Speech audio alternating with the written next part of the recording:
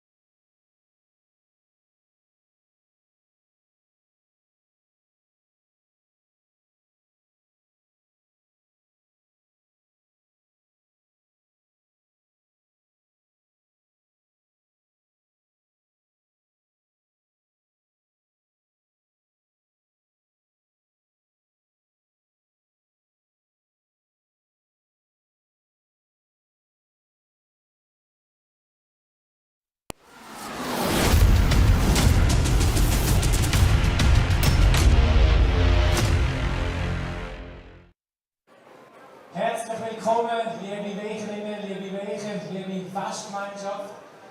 Wir dürfen euch begrüßen, das bin ich, der Benni, und mein Partner, der erfahrene. Kannst du dir das selber vorstellen? Ja, mein Name ist Peter Oberlapp, ich komme aus der Zentralschweiz.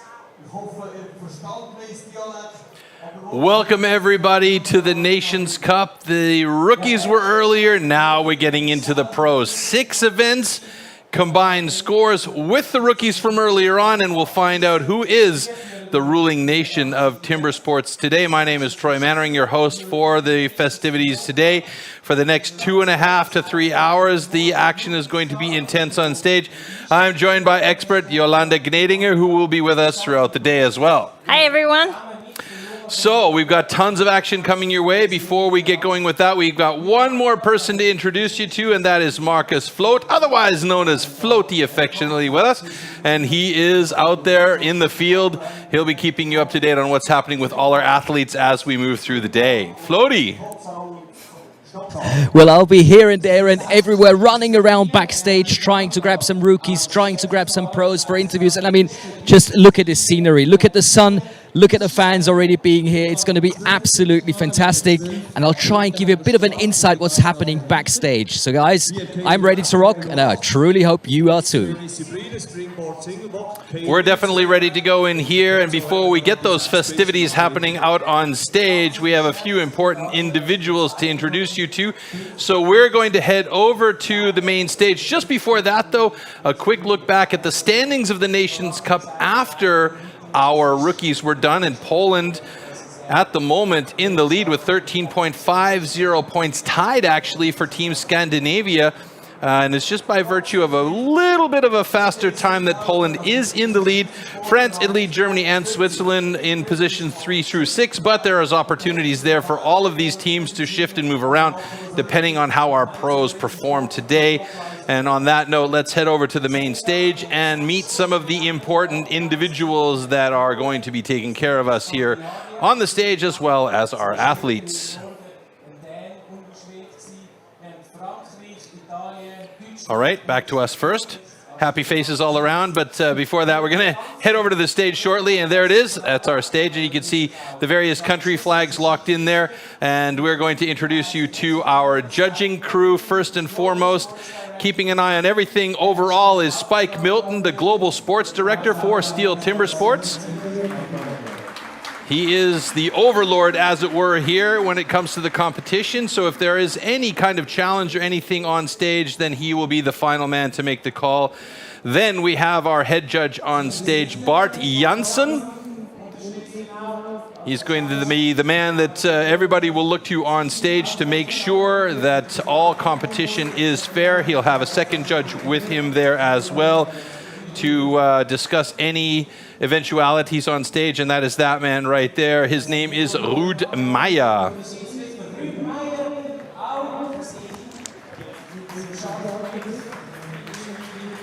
And a very important aspect of our competition here is the Competition Control Center. That is the electronic hub of the event where they keep a close eye on all the activities. And in there is our video judge, Nout van Liech, and he is right there. You can see him and all his camera feeds, and they have cameras that have high-speed video feeds directly to him so he can see if somebody false started or if there's a cut over the line really, really close, and he is going to be the electronic wizard in this case. And now we'll introduce you to our athletes via country and name, and our first athletes coming on stage for Italy will be Michael Delpin and Andrea Rossi.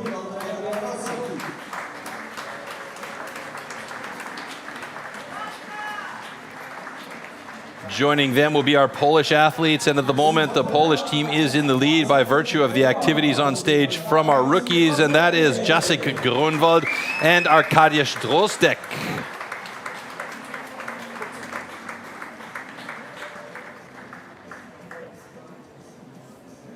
Now we have the Nordics or the Scandinavian crew. It's Emil Hansen and Ferry Swan. These two guys are friends, but they are bitter rivals at the moment. And the two of them are absolute fierce competitors.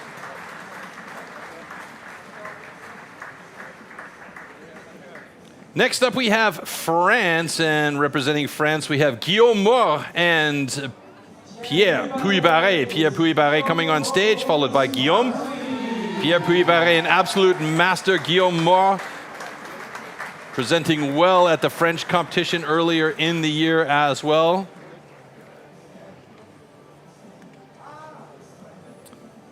Next up will be our German team, represented by Marcel Steinkemper and Danny Martin. Marcel Steinkemper just leaving the ranks of the rookies this year and joining the pros, and already pushing Danny Martin and making himself known as one of the future athletes of German timber sports. Danny Martin, of course, your champion from the German championships just a week ago.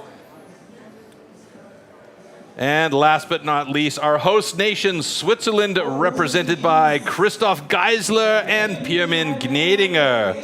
There's Pirmin coming on with his signature hat, and Christoph Geisler, who has just retaken the Swiss championship yesterday, his 11th Swiss championship in his history at 48 years old, an absolute fantastic competitor.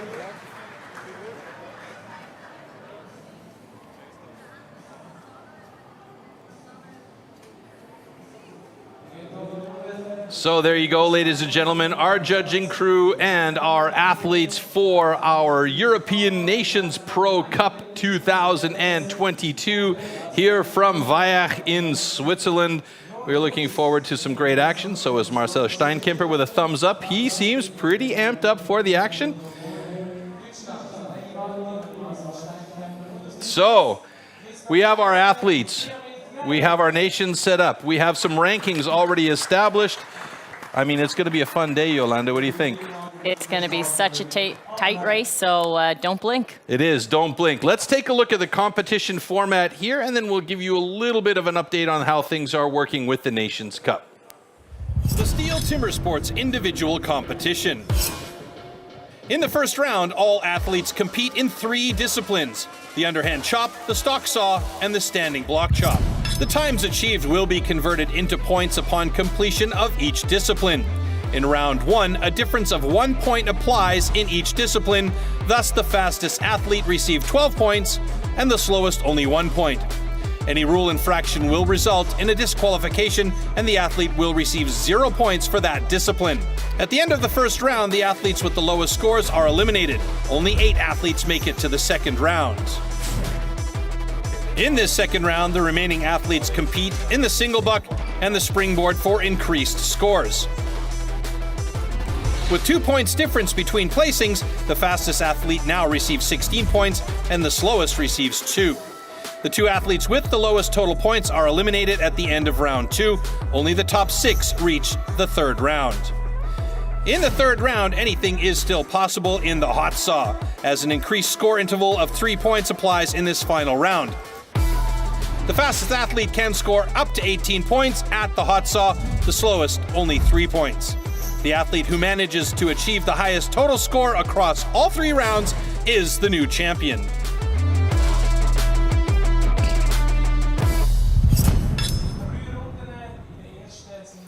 So the format stays more or less exactly the same as it would be for any other individual pro competition. However, it is with 2 athletes representing each of the countries on stage today, 6 countries represented, excuse me.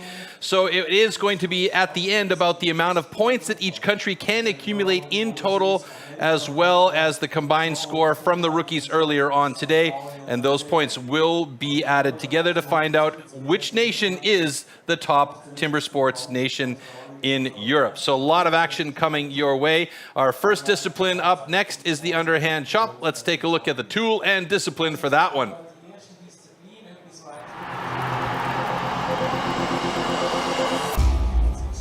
The axes used in timber sports definitely can't be bought at your local hardware store.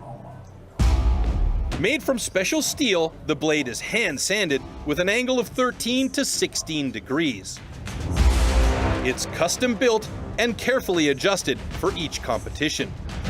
The weight is around 3 kilos and it's about 80 centimeters long.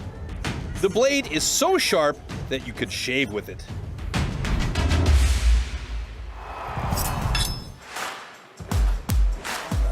Underhand chop.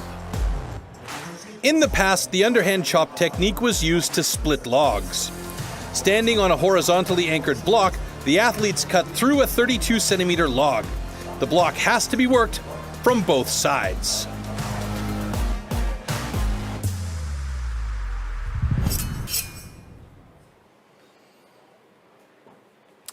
So there's our start list for the underhand chop. Miki Delpin going up against Pierre-Puy Barret, Andrea Rossi against Christoph Geisler, Jacek Groenwald against Pierman Gnedinger, Guillaume Moore against Arkadiusz Drostek, Danny Martin against Emil Hansen, and Marcel Steinkemper against Ferry Swan. Thoughts on the lineup here? Any of those head-to-head heats especially interesting for you, other than Pierman's? They're all going to be interesting because they're all such experienced X-Men. All right, here we go with Michael Delpin going up against Pierre-Puy Barret. Michael Delpin, the national pro champion for Italy for 2022. Pierre-Puy Barret, 7-time national champion. Unbelievable. He's been around for a long time. Keep an eye on him. He's got great personal best on this distance. Go! Pierre-Puy Barret right away with 4 good hits and chipping out nicely. Michael Delpin doing exactly the same thing on his side now. And you mentioned earlier on during the rookie competition that open window at the front or the first side is so important. It's Michael Delpin now just switching over to the backside of his, but Puy Barret was well through there in 18.83 seconds. Michael Delpin should be there fairly soon.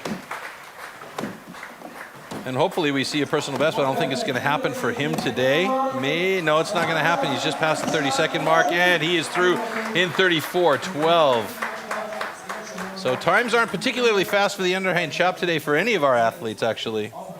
No, but there's still quite a few to come, so we'll see. This is true, but you know, you mentioned that the wood is cutting pretty well. Axe choice?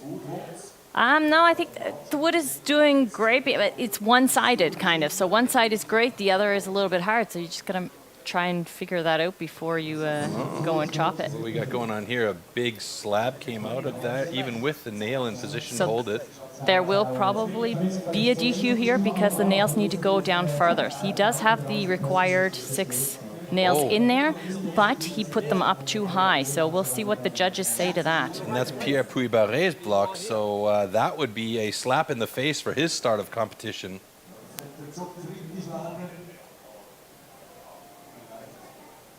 Okay, ladies and gentlemen, stand 1. Okay, stand 2. DQ is not cut on this side, and the nails were too high. Well, Yolanda, you saw that right away. The nails were too high, and that made that slab come out, so it wasn't cut through properly. Let's look back at it and see what actually went on. It was on the first side of Pierre-Puy Barret's block. So couldn't get a good look at that angle, which is a shame, but we'll see it afterwards. Yeah, there now you can see how that piece is missing. So it is required that your nails go all the way down so that this does not happen, because it's an advantage for you. You don't need to do that hit on the other side. Yeah, that's a bit of a rough start there for Pierre-Puy Barret, the first DQ of the day, and the big Frenchman gets 0 points for this one. Michael Delpin will get 33.86 seconds, and that's the time to beat as we move on to heat number 2 with the always smiling Andrea Rossi going up against Christoph Geisler, the grimace. I mentioned that yesterday, though. I mean, he's always about business in the competition, but afterwards, when he gets a chance to just breathe it out a little bit, he's got a great smile, smiling eyes, so he's a good soul. Okay, athletes ready. Stand to your timber. 3, 2, 1, go! Geisler in really quickly, feeling the confidence of yesterday's win and becoming the national champion once again for the 11th time. Andrea Rossi, though, is no slouch, and he's already on to the other side of his block. Geisler moving over. Oh, wait, Andrea Rossi started on the front side, so now he has moved over to the other side about 2 strokes behind Geisler, and Geisler gets through in 23:10. Andrea Rossi still working that second side now. He was about 3-4 strokes behind Geisler. Should be through any second now as it's looking thin and wiggly, and he goes in 34:69. Obviously not a time that he'll be super pleased with. His personal best sitting at 20.42 seconds. Okay, ladies and gentlemen, both girls are good. All right, so we've got a clean heat there, and right now, Italy in good positions in second place and third place in the underhand chop, and after the first discipline, that is going to be our overall ranking as well.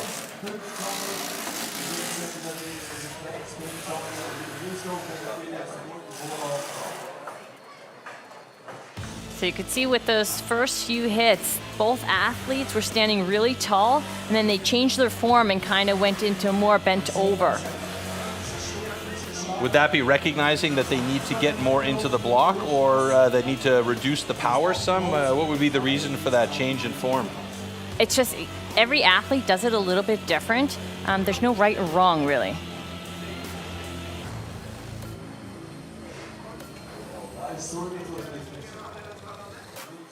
Christoph Geisler with the time to beat for the moment with 22.83, but our two Italians sitting in second and third place. Andrea Rossi there with a 34.52, and just a little bit faster than him is Michael Delpin. So right now we've got our first scores in the block, and at the moment Italy looking very good in positions 2 and 3, but Christoph Geisler has done a great job to get himself into the top right now as we step into a bit of a look back at the history of STIHL Timbersports. Expert woodsman who can cut down a tree more easily than most people can chop one up. When it really comes to tackling large lumps, you can't beat the men of the forestry companies. An axeman's gathering.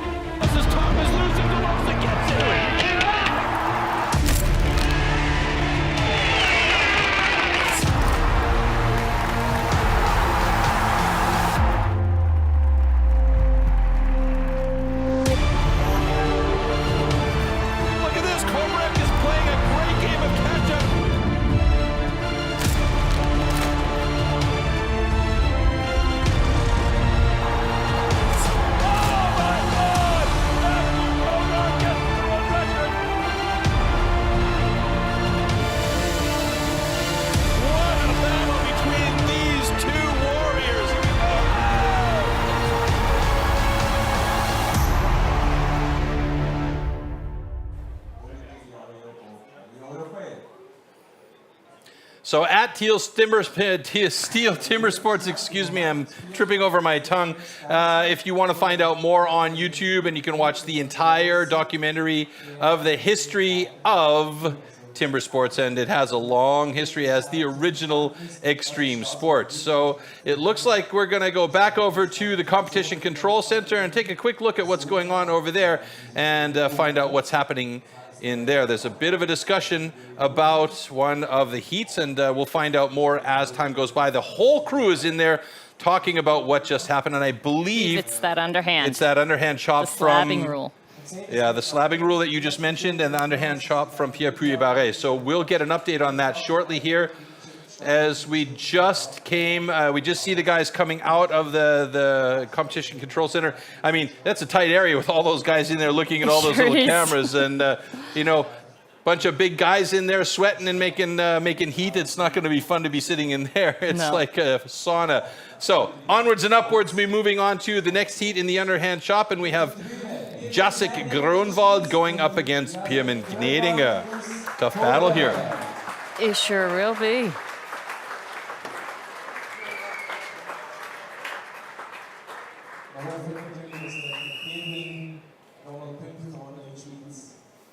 Okay, athletes ready. Stand to your timber. 3, 2, 1, go!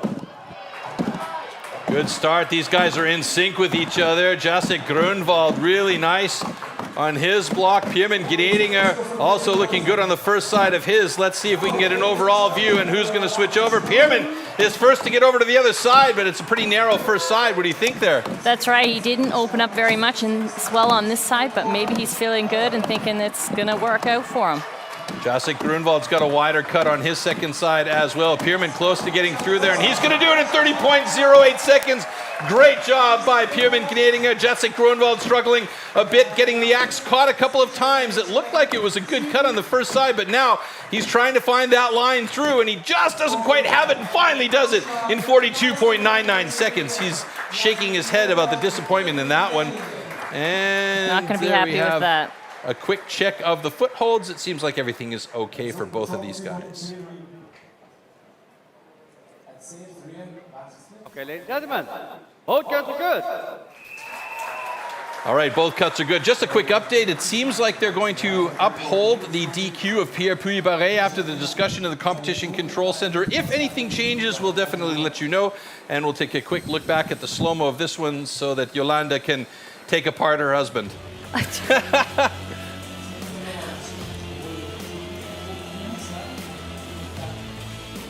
can't really say much. I don't see him on the screen. There we go.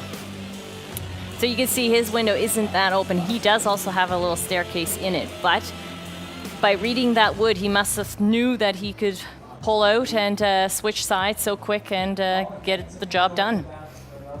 Yeah, Jacek Groenwald had a really wide open window on that first side, and then it looked like he was doing the same on the second side, but you just couldn't find the line through the log to make that final cut, and finally does do it in a time of 42.90. So at the moment, Jacek Groenwald in 5th place in the underhand chop. Christoph Geisler and Pierman Gnadinger, 2 good times at the top of the list for underhand, and we will move on to our next heat with Guillaume Moore and Arkadiusz Drozdek.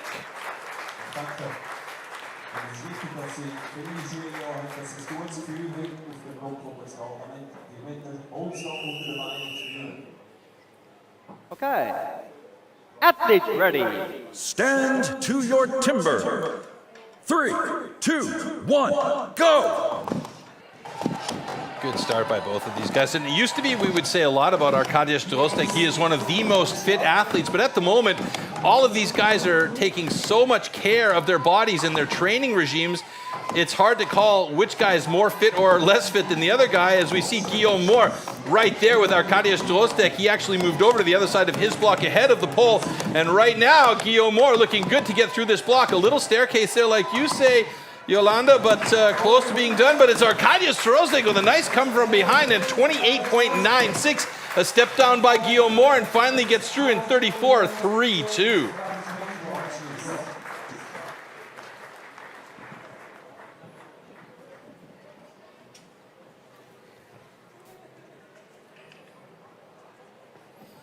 So Arkadiusz Drozdek with the second fastest time in the underhand chop, just behind Christoph Geisler, pushes Pierman Gnadinger down to 3rd place.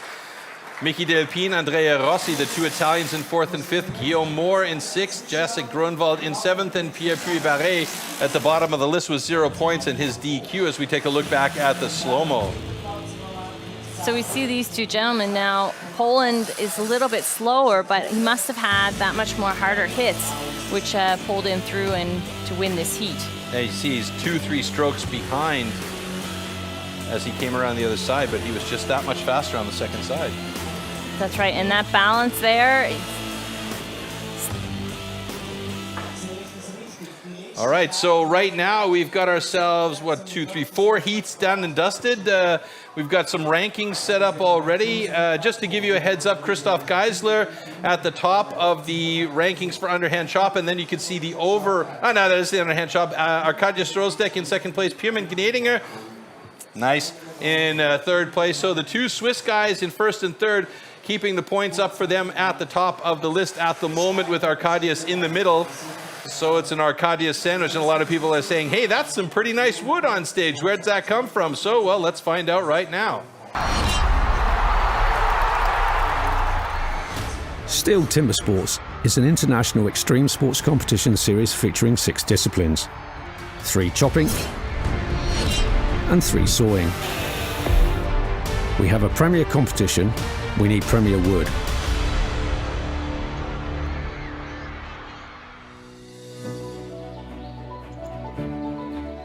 The biggest challenges that I face as part of my role is to ensure that our competitions are supplied with the highest quality wood. Each individual tree is examined for its conformation before processing. We need to make it fair for all athletes. So we are selecting different sections of the trees to use for each of our specific disciplines. Once the trees are felled, extracted and transported to our facilities, we measure, mark and then cut the wood into sized blocks. We then peel the blocks ready for competition.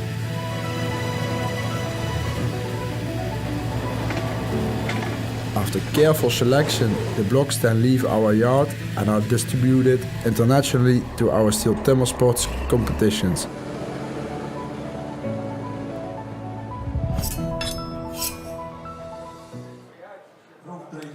Two more heats to go. In the next heat, Danny Martin from Germany going up against Emil Hansson from Sweden. Couple of strong boys coming up onto stage right now. This should be an interesting one. Danny Martin, the faster of the two by the tail of the tape, with a personal best of 20.36.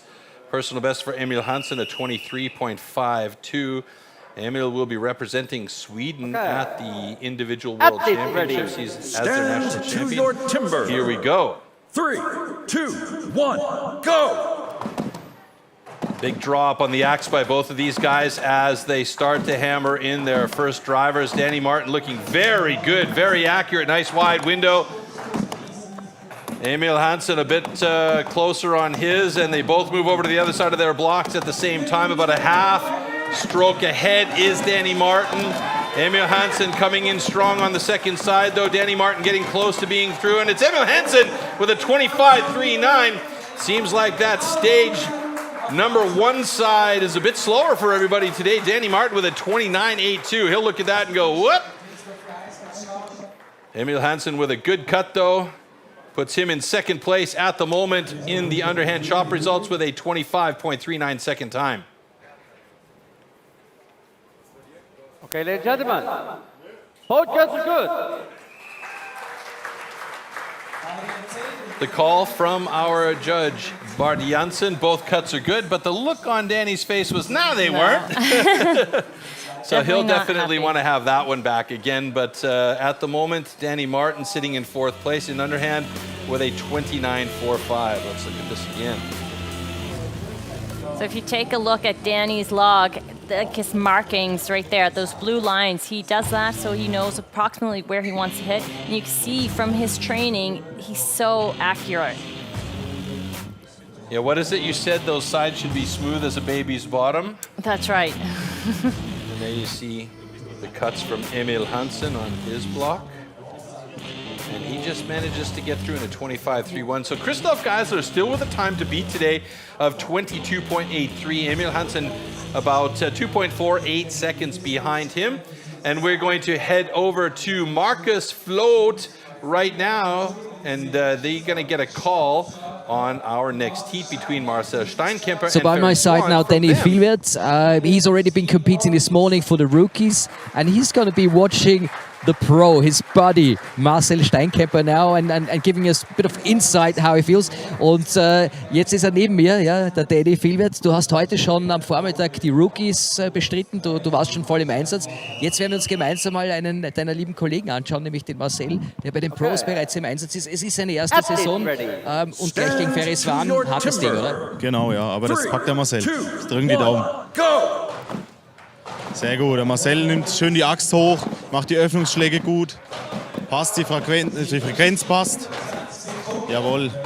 So the opening seems to be very important. The axe has to be very high and then the pace. Dann geht es auch viel um die Geschwindigkeit. Ne? Richtig, die Frequenz ist gut von ihm, er bleibt gut drauf, er zieht gut durch, die Axt ist immer noch perfekt oben. Jetzt die Kraft kommt gut ins Holz. Genau, jetzt ist er schon bei den Drive-Schlägen. Sieht sehr gut aus. Ich meine, gegen einen Ferris Wahn so ein knappes Rennen zu liefern, da kann man, glaube ich, zufrieden sein. Genau, richtig. Hat der Marcel sehr gut gemacht. He was very pleased with his buddy's performance. Marcel, of course, it's his first season from the rookies to the pros, and I think he's done a great job so far. Also, ich glaube, mit seiner ersten Profisaison kann er sehr zufrieden sein. Sehr, der Marcel trainiert hart viel und das belohnt er sich hiermit, genau. So it's us two against the rest of the world. Is that how you feel? Ihr zwei gegen den Rest der Welt so ein bisschen, dass du jetzt nächstes Jahr auch bei den Profis dann einsteigen kannst. Das ist ja das große Ziel, oder? Genau, das ist jetzt das gesetzte Ziel und das versuche ich umzusetzen. Drücken wir dir ganz fest die Daumen. Danke, dass du das für uns kommentiert hast. So it's the rookies together with the pros in this Nations Cup, and this is what it's all about. He's very pleased. Let's find out what they have to say behind the scenes later on, and it's back to Yolanda and Troy. All right, thanks, Marcus. We're going to take a quick look at the slow-mo here of that battle, which was really, I could say, a titanic battle of blows in this case. It was so close. You can see that both of these athletes have come from the rookie academy and done all those competitions and are now in the pros and showing what they've got. Obviously, Ferry's been around a little bit longer than Marcel, but both of them true champs. Yeah, they both have competition experience on the pro level. Ferry Swan a bit more, and I mean, Marcus mentioned this is his first season as a pro, referring to Marcus Steinkemper. Yeah, that's true, but he hasn't actually had a full season as a pro. So Marcel, excuse me, is just actually only about a half season into his pro career. So that he's showing that well here says a lot about what he's taken from the rookie academy, from his time as a rookie, and moved it into the pros and translated it very well. That's right. All right, so our next discipline coming up is the stock saw. Let's have a quick look at the tool and discipline that the athletes will be using on stage for that one.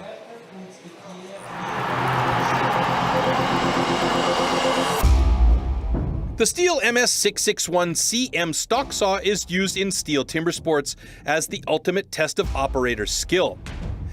Designed for the toughest jobs in forestry, it produces approximately 7.3 horsepower, has a displacement of 91.1 cc, and weighs 7.4 kilograms. To ensure evenly and fairly matched saws, professional STIHL technicians prepare and test the saws before each competition.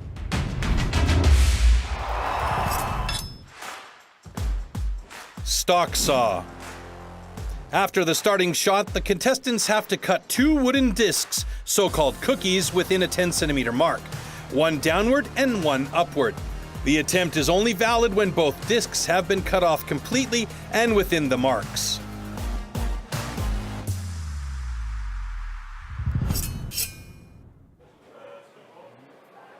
All right, folks, there is our stock saw start list. Delpine, Rossi, Geisler, Gnedinger, Puy-Barret. Quick note on Puy-Barret, there was a large discussion that paused us for a brief moment there just after the underhand chops fourth heat. Puy-Barret questioned whether or not the DQ was valid, and this is again the reason why we have Spike Milton here. They all went into the competition control center, checked it out, and it has been in fact overturned. So Pierre Puy-Barret's DQ is no longer. His time counts, so he does have the fastest time of the day in underhand chop of 18.47, and that means he is in the lead. And we take on our next discipline, stock saw, with our first heat, the 2 Italians going against each other, Michael Delpine and Andrea Rossi. Interesting turn of events there. It does happen, but it doesn't happen very often because usually our judges are pretty on point with their calls, correct? That's right, yes. Warm up yourself.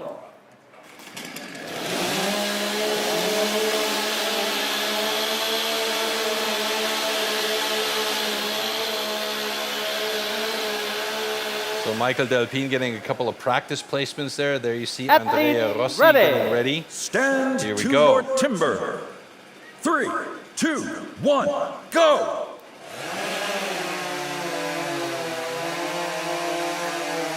First cut's looking good for Delpine. That is a beautiful cookie. In fact, the upcut there for Andrea Rossi.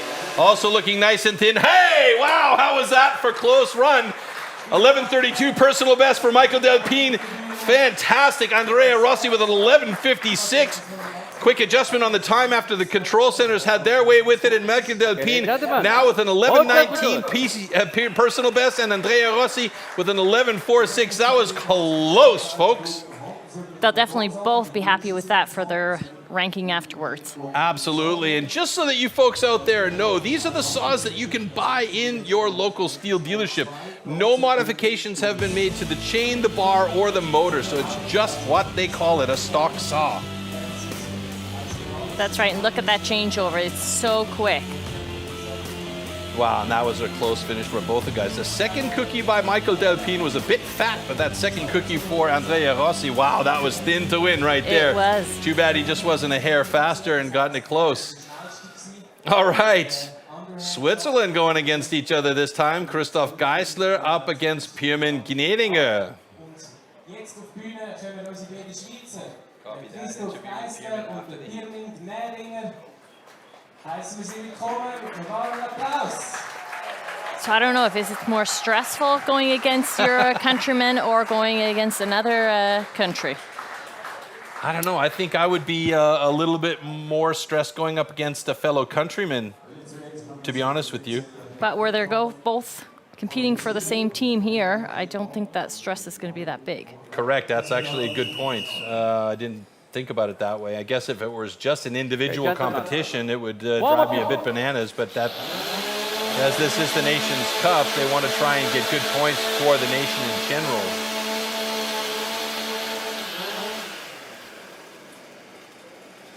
So now what you're going to get to see is the practice hand of Christoph Geisler on the stock saw. Stand to your timber. 3, 2, 1, go! Very nice start by both of these guys. First cookie's looking good. Nice transition for Gnedinger there, as well as for Geisler's close one. And Pirmin gets a personal best. 11.43, fantastic, and a 10.86 for Geisler.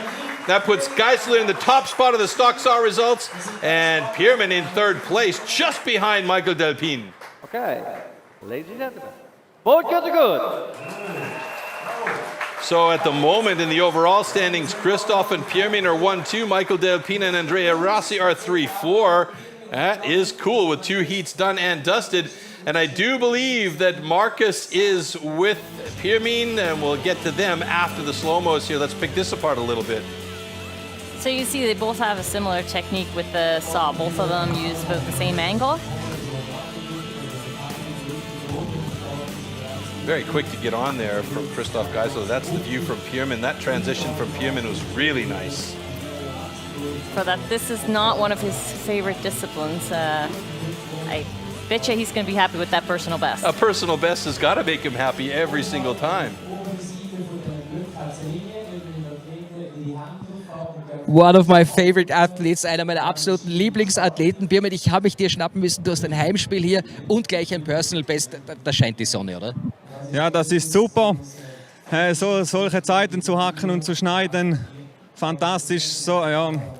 Gestern war der Wettkampf nicht so gelaufen, aber heute passt's. We had a short talk just before the competition started. He said yesterday wasn't perfect.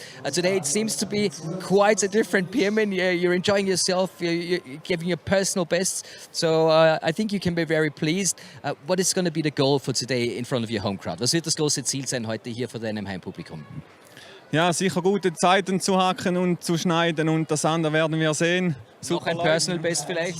Vielleicht, wir werden sehen, aber super Leute hier, tolles Wetter. Was willst du mehr? Nothing more to wish for. The crowd is great. The weather is awesome. Pirmin, best of luck for the coming up events. Vielen Dank. Yep, he looks pretty pleased with that, but in typical Swiss fashion, keeping it all a little bit under the skin, you know, a little bit held back. Interesting. Competition's not over till the competition's over. Competition's not over till the fat lady sings, or in this case, the fat man in front of the camera says goodbye.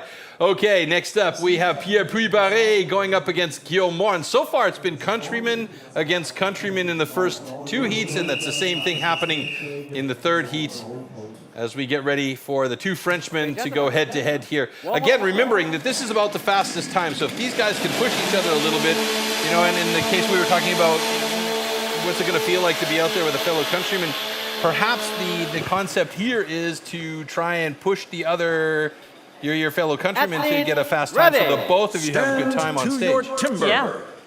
3, 2, 1, go! Ooh, Puy-Barré with a bit of a chunky start there as Guillaume Moore got that saw in quickly. It looks like he might have grabbed actually the break, but transition to the upcut was nice. And Guillaume Moore with a bit of a slower time than Puy-Barré, even with the fumble at the beginning. So an 11:24. Puy-Barré and Guillaume Moore with an 11:85, and there's been a few changes in the stock saw after the competition control center has double-checked the timing. Gentlemen, both guys are good. We'll update you on that in a second. And again, Puy-Barré lucky to have that DQ from the underhand chop overturned and get a good time. And at the moment, that puts Puy-Barré in the top of the standings, tied with Christoph Geisler for 23 points as we look back at the slow-mo here. Yeah, it looked like he did get the chain break, didn't he? Yeah, he was so slow, but in the end pulled through. So let's just see his changeover here. Very quick. Yeah. So quick we didn't even see it. We blinked. You can see how the cookie's kind of standing up against it there. It's always tricky, not that it gets kind of stuck under and then the other one doesn't drop. Yeah. All right, next heat up. Heat number 4 with Poland's Jacek Groenwald going up against Emil Hansson. Look at that time by Emil Hansson, 9:44.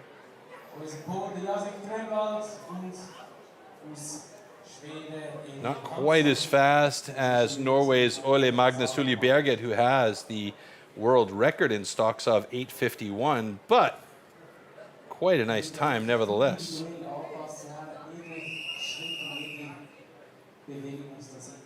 Okay, gentlemen. Emil put a lot of pressure on Ferry Swan at the Nordic Championships, and Ferry was gutted after that competition. I asked him how he was doing today, and he says, yeah, I'm okay, but you know, it could be better. Athlete ready. Stand to your timber.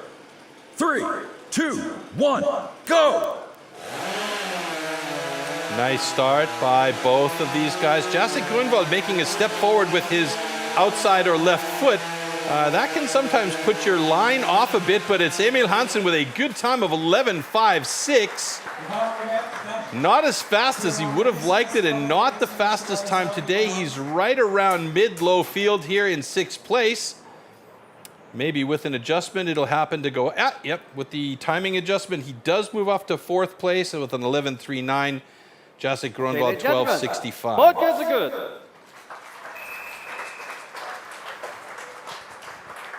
So there you can see in that orange field with the white number, 3rd. That is the position in the overall standings for Emil Hansson.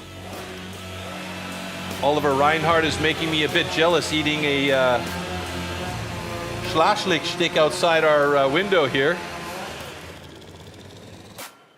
There you can see the slow-mo start from Emil. That's right, and you can see how that saw is so quiet in the wood. It's not moving back and forth. It's not vibrating, and that you can see is such a big difference to the rookies this morning.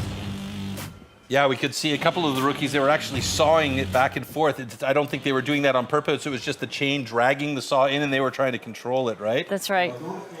All right, next heat up. Arkadiusz Drozdek against Ferry Swan.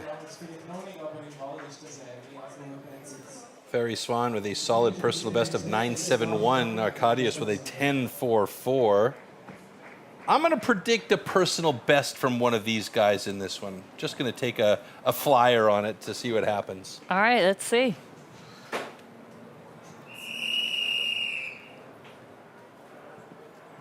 Okay, gentlemen, warm up your saw.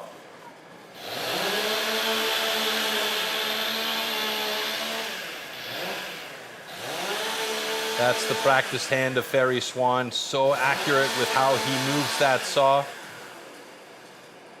Athlete ready. Stand to your timber. 3, 2, 1, go! Ooh, good start by Arkadiusz. That's a bit of a fat cookie, though, as he's got an angle going down. Hopefully that upcut's going to be clean. Solid. Ooh, Ferry Swan's got a super thin one on the upcut, and no personal best. but it's an 11-4-1 and 11-4-1. Holy smokes, that is a tie game right there. Close check on the cookies. Let's see what kind of adjustments they'll give it in competition control center at the end as they both look up at the clock and give each other a grin. Okay, ladies and gentlemen, do the same time. Both girls are good. So those adjustments were actually made after that. So we saw 11-4-1. It got adjusted to 11-27 each. When was the last time we saw that? Unreal.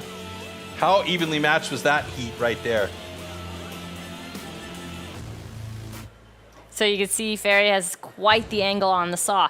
So that means he has to be a little bit lower down to grab the saw and place it on the wood.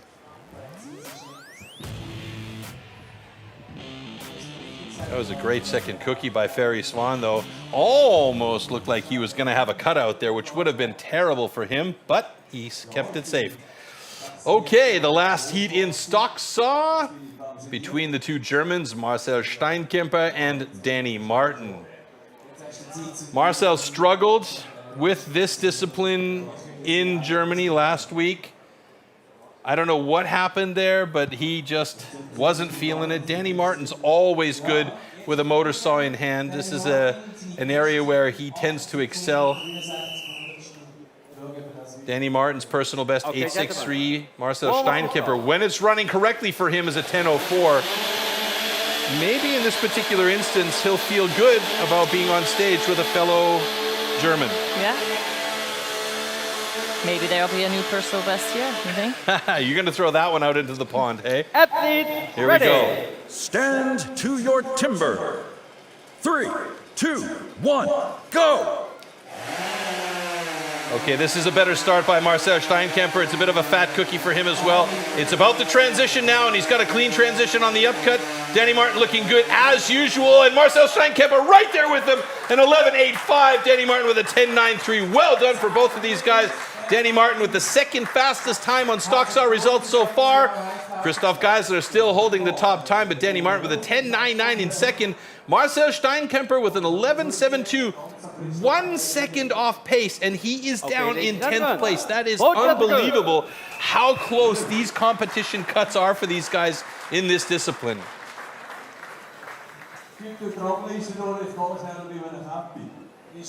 So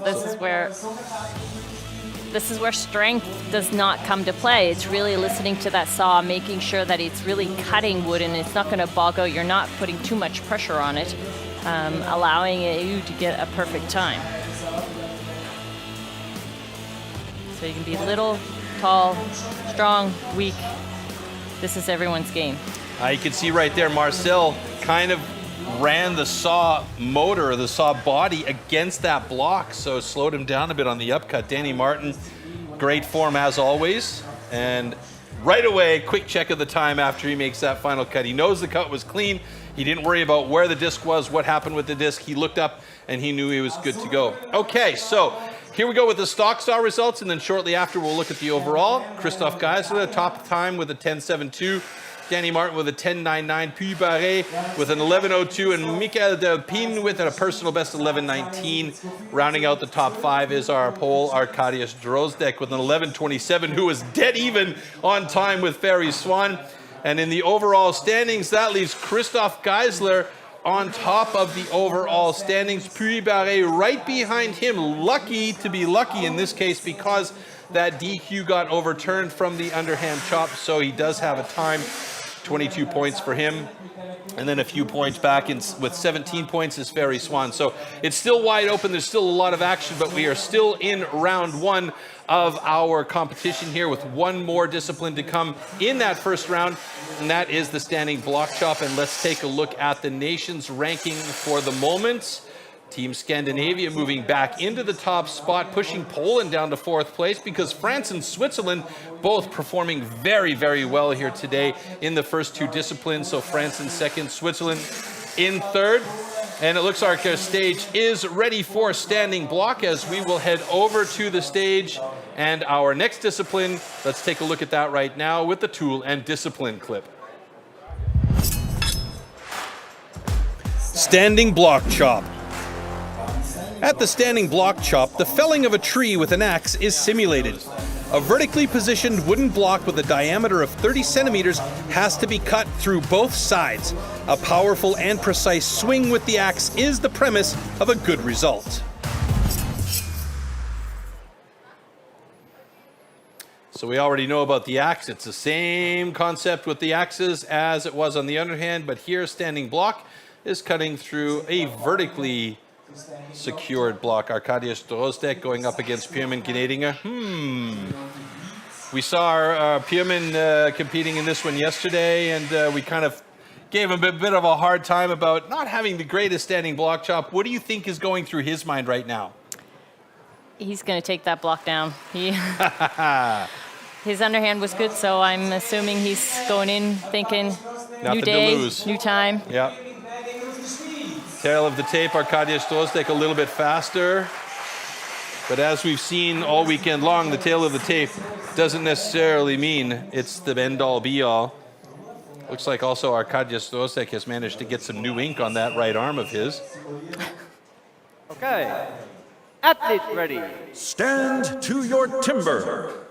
3, 2, 1, go! All right, so we start our third discipline in round one, and this is where we're going to see who gets eliminated from competition and who continues on among the top 8 athletes into round two. Arkadiusz Drozdek moving over to the second side of his block here. It looks like Pirmin's got a bit of a lead on him, as already on the second block side by about 3 or 4 drivers. Arkadiusz pushing hard to get through there. Pirmin looking like he thinks he's got it, but he needs a few more drivers to get it. It's going to be Arkadiusz Drozdek at the same time almost as Pirmin Gnedinger with a 31.92 to a 32.31. There'll be some adjustments there, but you saw him. He thought he had it on a couple of drivers there. It's like, it's not going. Why? You can see the look on his face as he took a quick look up at the time. Let's be a little bit more critical on the slow-mos. So official times now, 31.79, 32.19. So close between these two guys. Only 0.4 of a second separate them. And actually, Pirmin was faster on the initial driver and got into it quicker. He was faster to the other side, but then I think he just anticipated that block coming off too quick. Yeah, it already started to vibrate a little bit, but there's still too much wood there. Should he have taken 1 or 2 more drivers on the first side, do you think?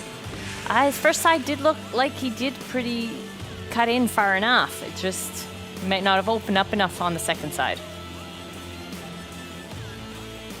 You could see it wiggling there a little bit, and it finally came off for him. But yeah, he really wanted to have that like 2 strokes beforehand. You can see he took that driver and then stepped away. It's like, wait, what? And then went back to it. So, all right. Next heat coming up, Christoph Geisler going up against Szymon Groenwald.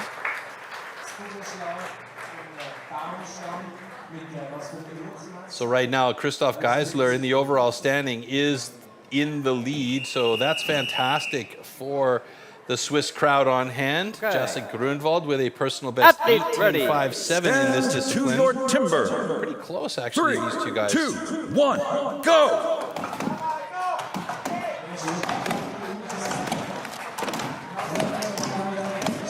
Still amazed at how much accuracy and power Christoph Geisler can put into those blocks.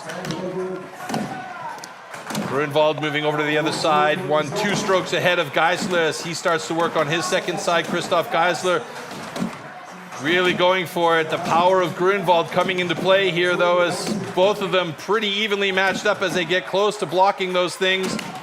Geisler looking close, Groenwald looking close. Who's it going to be? Who's going to drop it first? Oh my goodness! It's going to be Geisler just by a hair!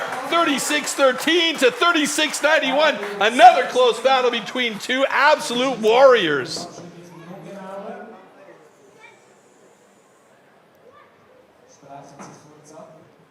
Wow. Christoph with a 36.13, Jacek with a 36.91. Okay, it looks like those are going to stand as official times. Both as well. good. Wow, so close. Nope. Change of times, 36.54 to a 36.79. Still same positions hold. And Christoph Geisler still holds on to that top spot in the overall standings. So you can see in the slow-mo here, these two guys just going for it. So the second side is going to be interesting to watch because both of them thought that they could drive it off, but then realized, oh no, we've got to do one more hit from bottom up to get some of that wood out of there.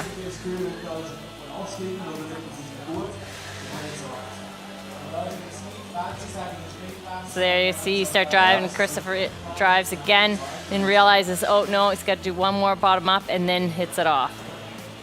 And it looked like it peeled a little bit of the wood off with it as he went down onto the deck there. And here we see Groenwald's.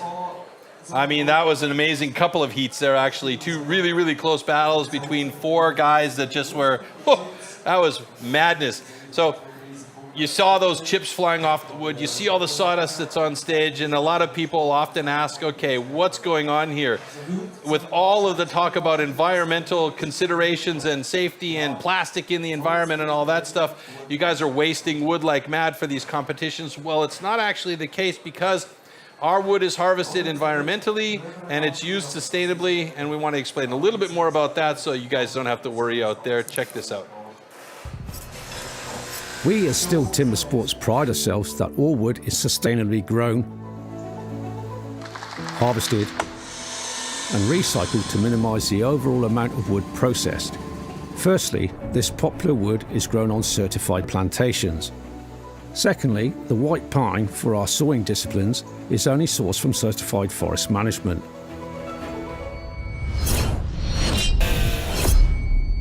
After all our STIHL competitions, all the spent wood is collected and recycled right down to the wood chips and sawdust, which, for example, is converted into renewable energy in the form of wood pellets for biomass. We quest to find certified partners. This ensures that all newly planted trees are nurtured and managed, promoting maximum efficiency and sustainability for the future conservation of our valuable forests. Therefore, as you can see, with good harvesting practices and good management with silviculture, the ground is quickly replaced by new trees, or could even be used for arable for farmers and future rotations.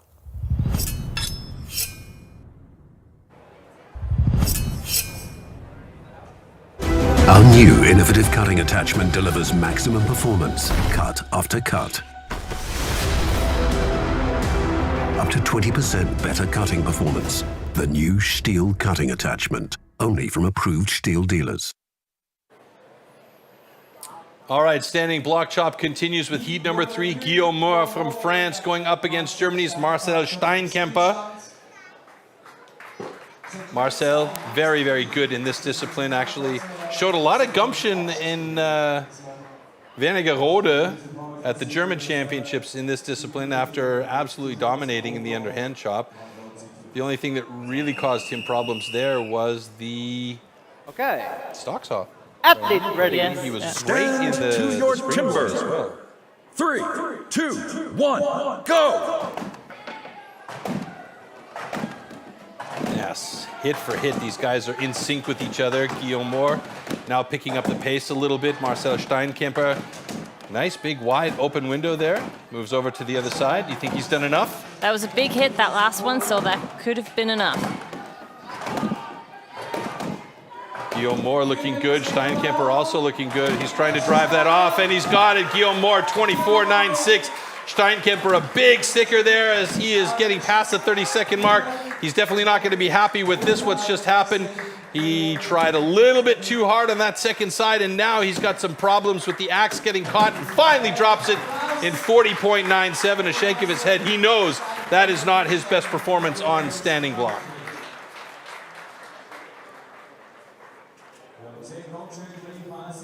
Steinkemper with a 26.08 as his personal best. Ladies and gentlemen, both guys are good.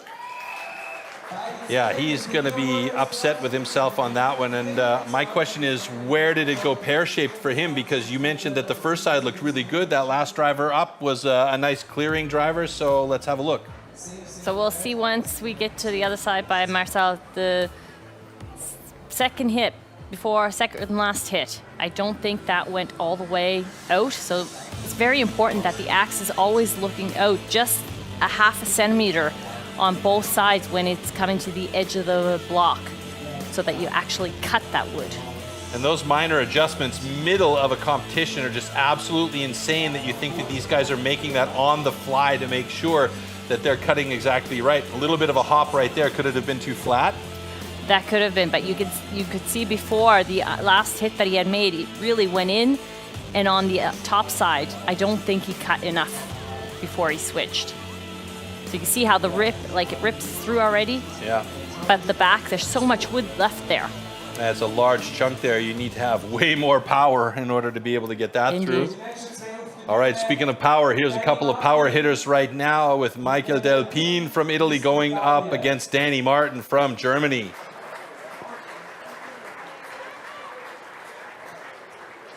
Two pretty close personal best times, 24.62 for Michael Delpine and 22.51 for Danny Martin. Danny Martin's a guy that definitely prefers, or not prefers, I wouldn't say, but is very adept at the motor saw disciplines and depends a lot on getting into that hot saw to your to be timber. able to do well, because he's very, very 2, good. 1, right. go! The axe disciplines, not a different story. He's good, he's solid, he's got some great times, but there's always room for improvement, right? That's right. Looking good here, though. Those are some nice, accurate drivers from down below. Moves to the other side and starts working on his second side. Danny Martin and Michael Delpine both pretty evenly matched as they come to the second sides of their blocks together. And it looks like Danny Martin might be able to get through there first.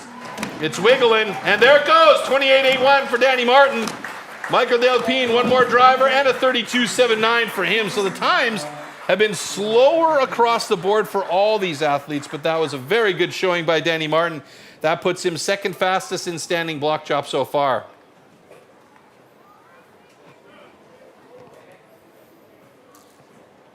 Okay, ladies and gentlemen, both cuts are good.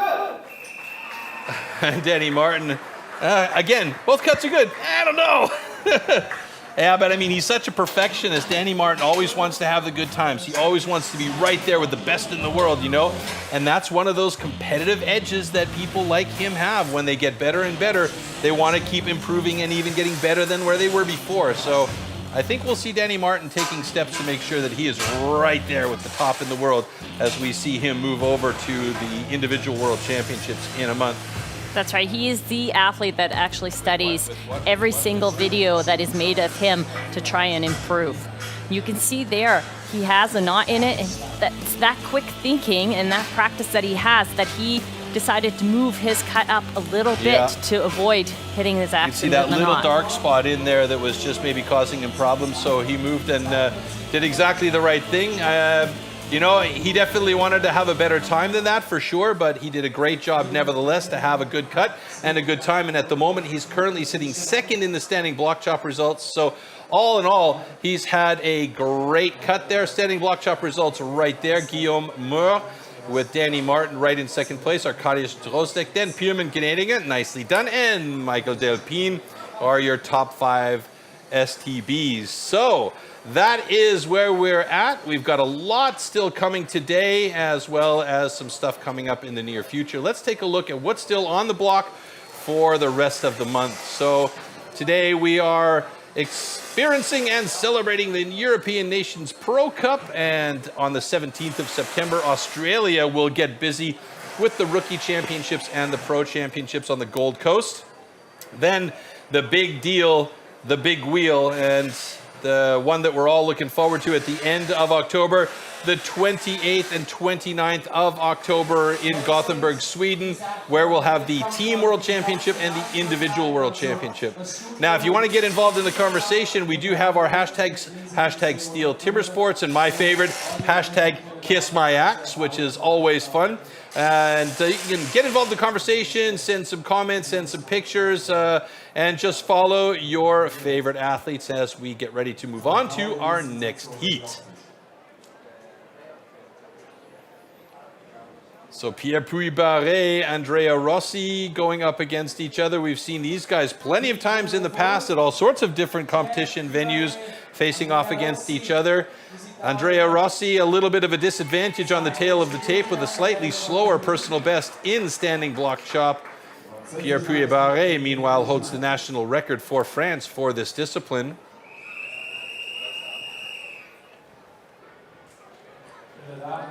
I still can't get over the fact that they managed to overturn that DQ from the underhand chop by Pierre Puy-Barré, but that's again why we have Spike Milton here to make sure those kinds of things can be taken care of. And we are underway. Big chunk in the way there for Puy-Barré. That causes problems for the guy sometimes, hey? It sure does. Andrea Rossi looking good as he's putting in some power. Moves over to the other side. I think Pierre Puy-Barré might already be there. Yes, he is. A lot of material still in the way on that backside for Pierre Puy-Barré, though. He's got a couple of pieces that are loose, and it looks pretty good for him. Andrea Rossi still battling on his second side.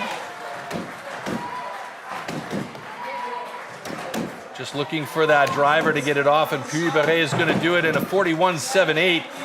He's going to look up and be disappointed with that time. Andrea Rossi with a 48.56. So at the moment, that puts Andrea Rossi and Pierre Puy-Barré in 10th and 9th places, respectively.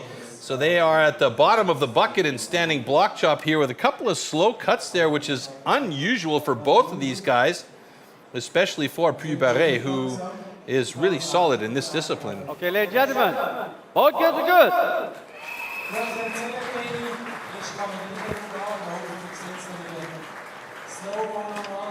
As you can see, this wood is not very forgiving. Yeah, it's not giving any love to these guys at all on this day. And, you know, given that these are professionals and they absolutely have the accuracy, the power, and the endurance, the times that we're seeing today are not indicative of the skill level that's on stage. Definitely not.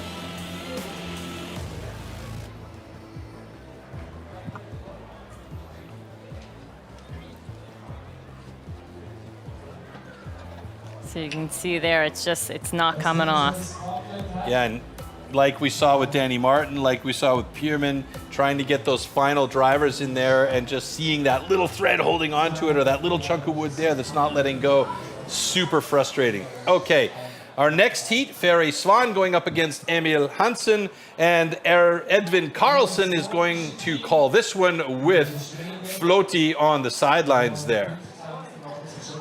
So as we have a Swedish duel, we also need a Swedish commentary. Edvin Karlsson, you had a tremendous day this morning. You made the most points of all rookies, and now you're going to commentate on your two buddies, on your two mentors. How's that going to feel? They're either going to hate or love you after this, maybe. Yeah, I guess. No, but yeah, I hope they will do their best and do the work. Yeah, it's some tough wood today, I think. So yeah, you need to do the work. Yeah. So any predictions? Do you have any favorite, especially in this discipline? Oh, they're both really good. Yeah, and yeah, look for Ferry for the speed and for some huge power from him. Okay, so that's what we're going to look forward to. You've got the best place in the house now, more or less, first row. And hopefully you can tell us a bit about the different techniques and the different styles, because both of them are very unique. Yeah, they have their own styles, that's for sure, yeah.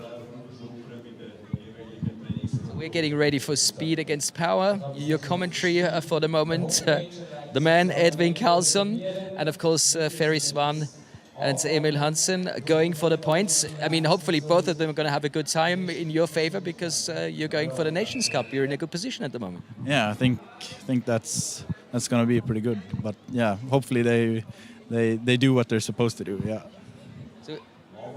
So we've just been told that the wood is going to get another check. What could that be? I mean, you're an expert. To me, this is something new. No, I think they're turning the stance for Emil to. I don't know what's going on really, but yeah.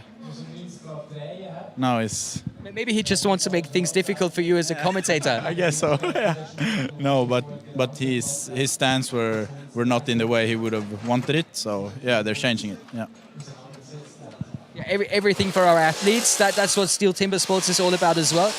We talked about the wood. I mean, you said the wood is a little difficult today. What exactly do you mean? it's a bit. I think it's a bit harder maybe than some of the other competitions that's been. But I mean, it's fair wood, but yeah, you need to do the work. Yeah, put your hits where they're supposed to go, right? It's natural material, so it's not always 100% the same. But like you say, fair wood. And now we're into the heats. 2, Over 1, to you. Go! Oh, great stuff. Yeah, 1-1 in the opening. It's like the twins. Yeah. So it's power against speed. Do you see anyone up front at the moment? I think Emil is going pretty good here. We'll see. Ferry is under work, I see. Yeah, it's coming here. Yeah, nice. And then Emil should be just a couple hits. Yeah. That's a good, yeah. Not bad at all. Very impressive, especially considering that the wood is pretty hard. But what made the big difference now? I think just Ferry had that little bit more. Yeah, I think he opened up the backside pretty well. So yeah, that looked nice. ladies and gentlemen. The changeover, they seemed pretty close, but at the end, of course, it was a clear win.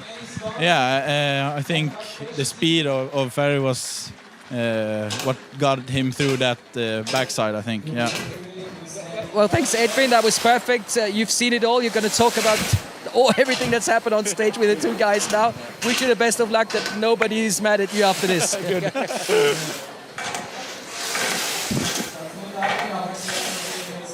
Well, that was a pretty incredible heat. I mean, you and I were in here listening to the commentary, but watching that heat, they went for it. Unreal. The power that these two guys have is incredible. Emil Hansen with that wide stance, hopping back and forth just to put everything into those drivers. Huge chips flying off.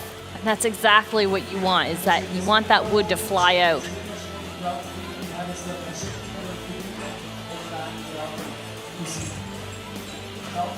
All right, so we just saw an incredible battle between Emil Hansen and Ferry Swan, and these two guys, they're going to be going at it for a long time.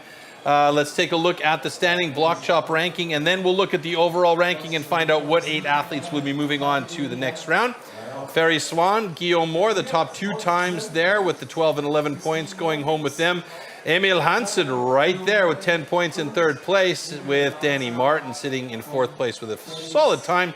Drostek, Knedinger, Delpine, and Geisler rounding it out, and in the overall standings, Ferry Swan now moves to the top, only 1 point ahead of Christoph Geisler. Emil Hansen sitting in 3rd place there with Danny Martin, Pierre Puy-Barré, Arkadiusz Drostek, Mikael Delpine, and Pierman Knedinger in that bubble spot one more time. He was in the same spot yesterday, made it to the 2nd round, and he's in the same spot again today going into the 2nd round. So now those top 8 athletes that I just talked about will move on to our next discipline, and that is the single buck, and let's check that out.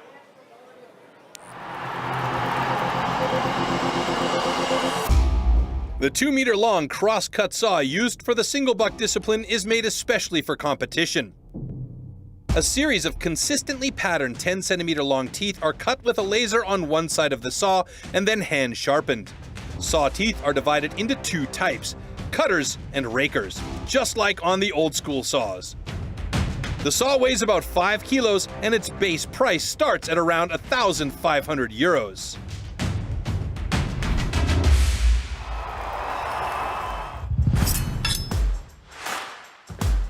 Single buck. The single buck is a one-man saw about 2 meters long. With this, the athletes have to cut off a complete disc of a 46-centimeter thick wooden block. The perfect interplay between rhythm and strength is the key to success.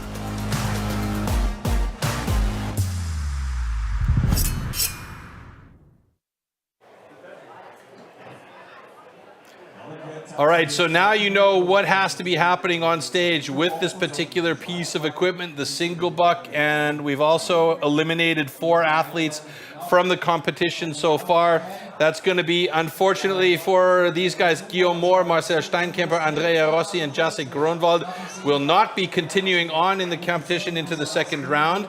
And we've also noticed that the sun is out. That means the gun's out for some of our boys out there, but more or less, we have a great amount of spectators out there in the audience. It's high energy. There's lots of food and stuff going on. It's also, I believe, the 750th celebration of the birthday of Vayak, or the creation of the town of Vayak. Correct me if I'm wrong. That's right, 750 years. 750 years. I mean, there are houses here that are older than my home country. It's unbelievable. Okay, so there's a lot of action still to come. I'd also like to, if we can get a chance, to look at the Nations Cup rankings. I guess not. We're going to go to the start list first, so our single buck is ready to go. We'll get right into the action. We'll check the Nations Cup ranking afterwards, and there we see the 8 remaining athletes going on to the second round. We will now have 2 disciplines and whittle that down to 6 for our hot saw. Pirmin Gnedinger will be going up against Michael Delpin Drostek in the next heat, up against our, Pierre Puy-Barret. And we do have a Nations Cup ranking, and there we see, wow, that's a massive lead for the Scandinavian side. 17 points. Poland with 9.25 points. France, Switzerland, Germany, and Italy have a little bit of catching up to do.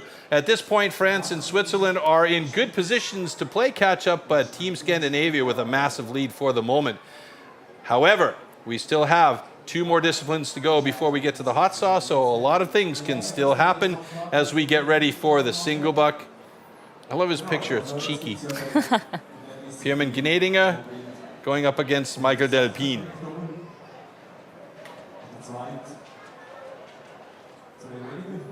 So you won't tell me how many axes you have. How many single bucks do you guys have between the 2 of you?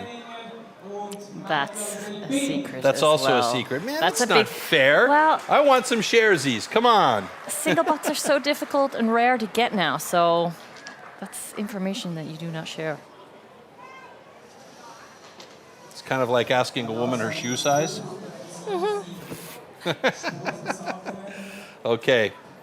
Pirmin saw is set, so he'll reposition for his start. And right now, Michael Delpin setting his saw. He seems satisfied with that. Judges check and give them the go-ahead to reposition and get ready for the start.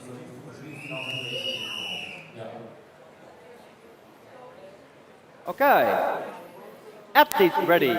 Stand to your timber. 3, 2, 1, go! Pirmin's style is so practiced. It's the same start every time as he gets going, looking very good. Michael Delpin on the other side there, also looking good. Really breathing through each of those cuts and draws. It's going to be close here. Personal best by Michael Delpin. Gnedinger's time didn't stop, but it was a 17:19. Somebody was a bit slow on the button there, but we had it in our system here. So 17:19 for Pirmin, and Michael Delpin with a 15:97 personal best. That was a great cut for the Italian.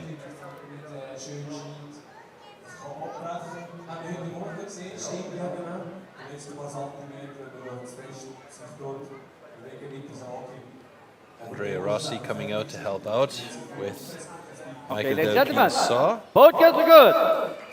So we have thumbs up all around. 16:99 end result there for Pirmin, and a 15:74 for Michael as they exit the stage. And we'll take a look at the slow-mo here.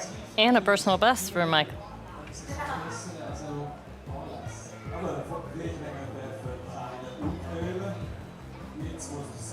There's that start pull by Pirmin. Really using the entire saw this time. That's right. So that is so crucial because you paid for the whole thing, so you might as well use it. I love that line. Got a little bit of a hook up there. That's the one thing I think is his biggest problem. He's too far or too close to the log, so he keeps pulling the saw out just a little bit. And just a little short chop cut there at the end to finish that off. Solid time though, as those two sit 1-2 at the moment. And Arkadia Strostek and Pierre Puy-Barret come on stage for their cuts. Pierre, very, very good at this discipline. I think that Arkadius has been working this one as well. We also have to remember that these guys are cutting a 46-centimeter block. That's right. As opposed to the rookies who are cutting a 40-centimeter block. So there's 6 centimeters difference for the pros to the rookies. I was happy to get through a 26-centimeter block in 21 seconds, so it doesn't even come close to what these guys are doing.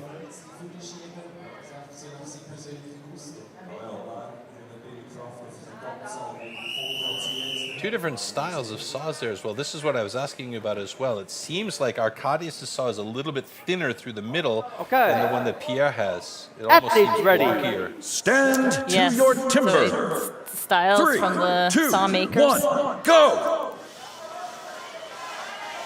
So Pierre Puy-Barré getting into it right away with long strokes. Arkadiusz Drozdek going a little bit shorter, but using the entire length of the saw. So he's got a faster space, but not quite getting it to the knuckles. And Pierre Puy-Barré with a 13.99, fastest time of the day so far. Arkadiusz Drozdek with an 18.83. So he still needs to work on that discipline a little bit, as Pierre Puy-Barré has set the fastest time in single buck. And so that will be the time to beat at the moment.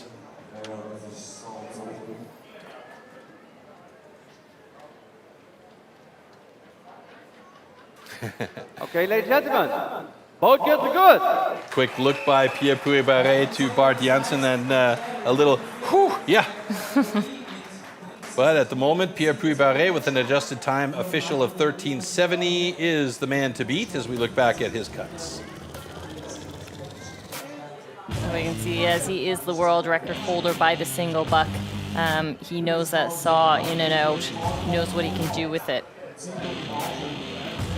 Arkadiusz Drozdek, a bit of a high stance for him and not really using as much of his core strength in that back leg, in my opinion, as he probably could.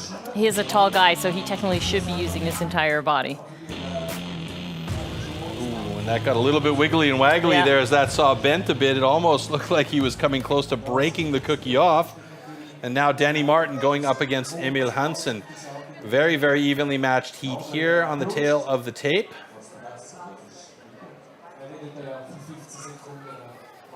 We should point out this world record is without help. That's single buck with assistant is held by Jason Wynyard, 9.39.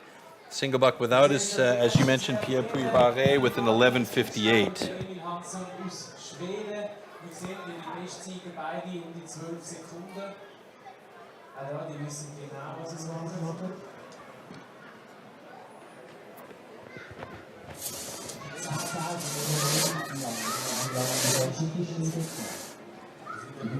So a quick check with that gauge that the judges have to make sure that the saw is the same depth for each athlete. And thumbs up and nods for both these guys as they'll reset to their competition cut position. And they have a couple of saws that look to be more or less exactly the same. Yes, but it looks like they could all be Mercier saws, Okay. same as Puy-Barré. Athletes ready. Stand to your timber. 3, 2, 1, go! Danny Martin getting right into it. Some deep, long cuts. Emil Hansen right there with him. I think I saw Emil Hansen give a quick glance over to Danny Martin to see where he was at. It's going to be close between these two guys. Oh my! 14.09, 14.03.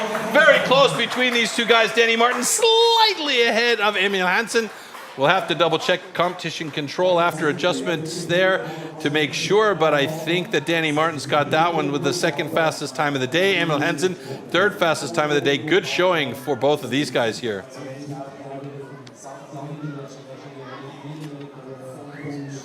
So Emil putting on his slippers there because they spiked shoes on to give them a little more grip here on the stage. Okay, ladies and gentlemen, both kids are good. So with adjustment, Danny Martin, 13.79, and Emil Hansen with a 13.87 as we take a look back at this cut here. So you see both using the complete saw, which is so important. And right there, you can see the saw is right at the cut to the wood. It's not lifting up at all. That is so important to actually be cutting as much of the wood as you can. So there's different styles. There's the flat, there's the figure eight. So they're both using more flat style of cutting. And it was just a half stroke difference, not even a quarter stroke difference between the two of them at the finish there. Beautiful cuts by both guys. So nice and straight, good time. So Danny Martin currently sitting second in single butt, that first discipline in round 2. Emil Hansen third, and Pierre Puy-Barré still with the fastest time here. And now we go on to Christoph Geisler up against Ferry Swan in heat number 4 of single bucks. And you know, our heats are now going to be shorter because we only have 4 heats with 8 athletes in there. And Christoph Geisler, the absolute master, checking to Swiss accuracy right there.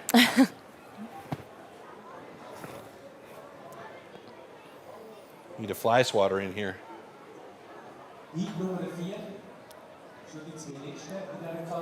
Spike is coming to me to fly the swat. See the concentration by the athletes to make sure that saw is straight, because if it's a little bit crooked, it means you're cutting a little bit more wood, and you do not want that.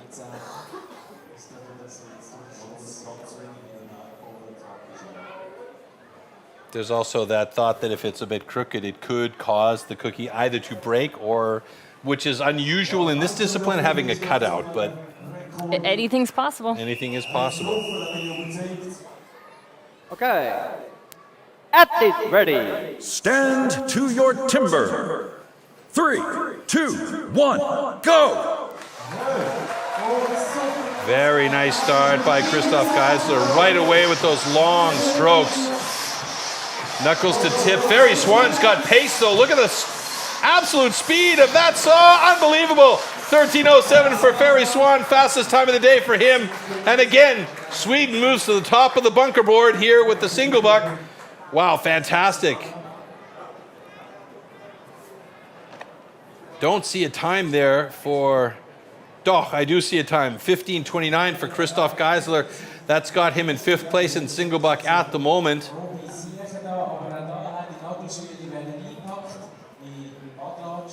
Okay, ladies and gentlemen, both judges good. Okay, so we'll take a look back at the slow-mo, then we'll look at the single buck standings and how that's affected the overall standings and where we are at the moment, just entering round 2's first discipline, heading towards the second discipline, which is the springboard. Oh, the springboard. Our favorite. Super finicky, but that's some nice cuts right there for both of these guys. Christoph Geisler working the whole saw through that block, eh? He is, and you just have to know the right amount of pressure to put on there so that you don't hook up. And I mean, unbelievable how quickly Ferry Swan was moving that saw back and forth through there.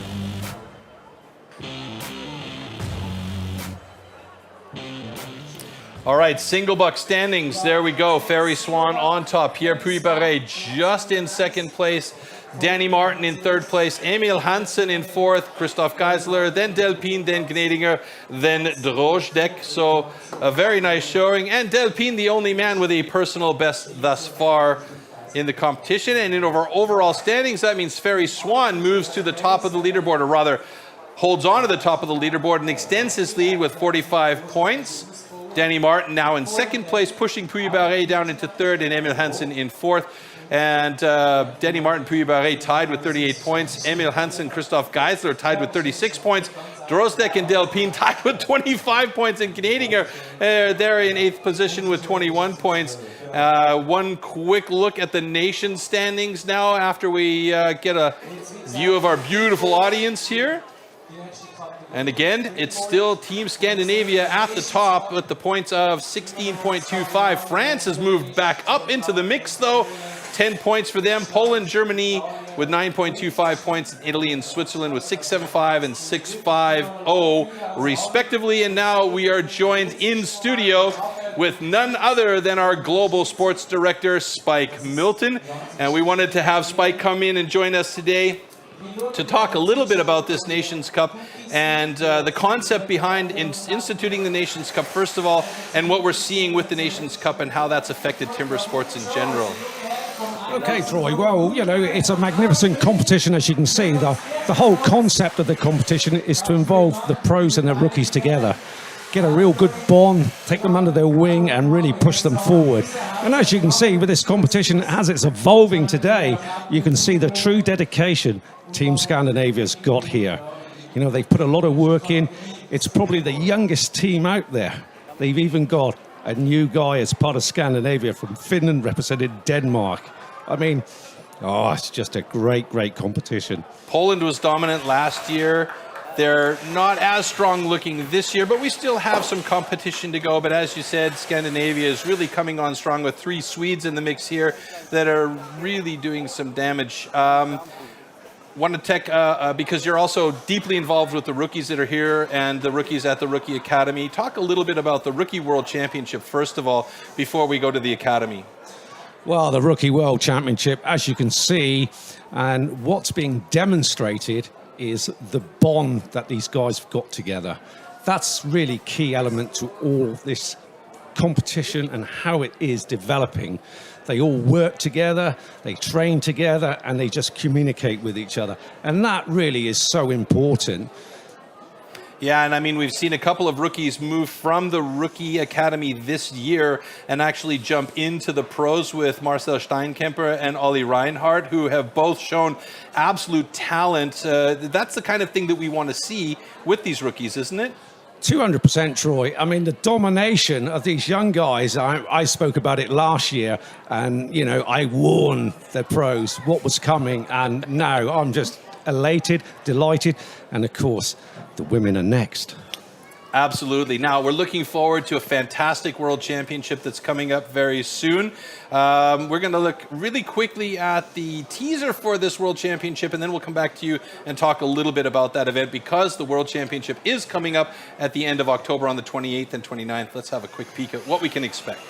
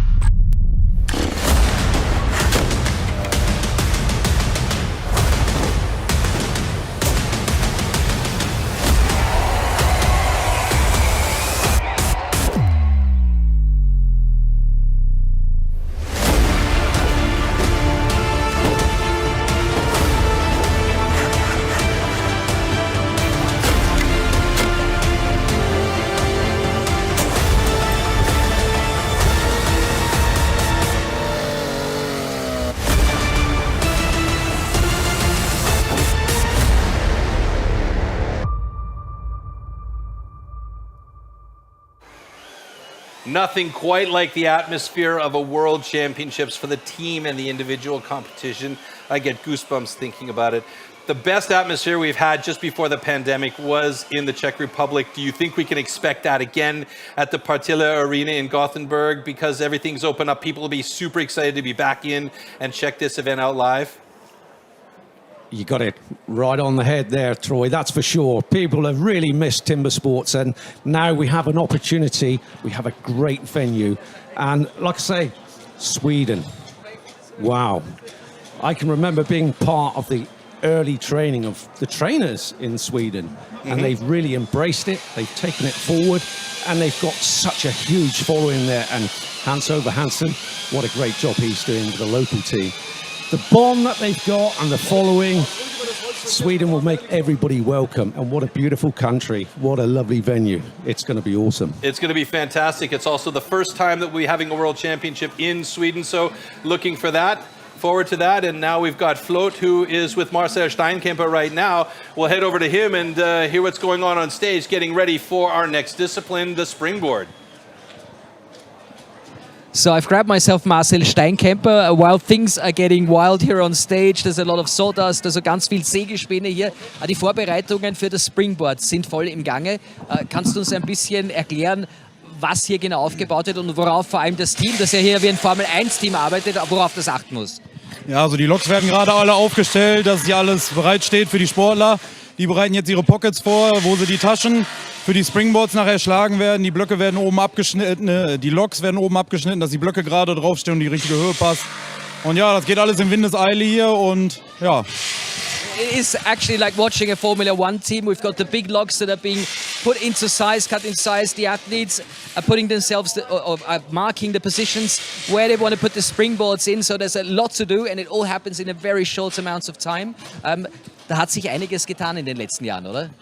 Ja, also es ist auf jeden Fall immer ein bisschen Stress dabei, ne? Aber den braucht man manchmal auch, das ist so ein bisschen positiver Stress. Dann wird man selber noch mal ein bisschen fokussierter und alles läuft ein bisschen besser manchmal sogar. Für dich ist es ja die erste Saison bei den Pros. Das gab es ja in der Form mit den 2 Springboards bei den Rookies nicht. Wie schwer tut man sich da beim Umstieg? Also das ist eigentlich ziemlich gut, dass wir die Springboard mit einem Brett haben bei uns. Da werden wir schon mal in die Disziplin rangeführt. Und nachher ist das zweite Brett, das ist dann nochmal eine andere Etage. Da erschreckt man sich schon ein bisschen das erste Mal, aber man gewöhnt sich relativ schnell dran. So it's his first season as a pro, and as a rookie they only had 1 springboard. Now, of course, it's 2. There's a lot of noise here, but that is what is happening backstage. And he said, of course, 1 springboard is good to get a bit involved, but it's totally different if you have 2. And these athletes, they are doing a fantastic job, and knowing like the world record in this discipline, and having seen others, being DQ'd because it takes too long. This is where you really know you're a pro if you're able to make this. Auf jeden Fall, also das Springboard ist gerade wirklich die Königsdisziplin, wird es ja auch genannt, weil es auf so viele kleine Sachen ankommt. Die Pockets müssen 100%ig passen, sonst hat man oben ein unsicheres Gefühl und kann nicht richtig Gas geben und das Ganze steht und fällt damit. So he says this is like the king's discipline, having the right pockets, putting them into position, making sure that you don't sag down from the springboard. So there's lots of things that you have to take care of to be on top of the game. Und Marcel, ich kann nur eines sagen, wir freuen uns auf das, was jetzt gleich kommt. Gibt es irgendwelche Favoriten von deiner Seite? Does he have any favorites for the Springboard today?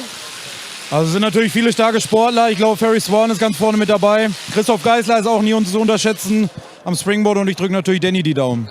So Christoph Geisler, Ferry Swan, they're probably his favorites, but favorite for the heart, that of course is Danny Martin. So we'll see what's going to happen.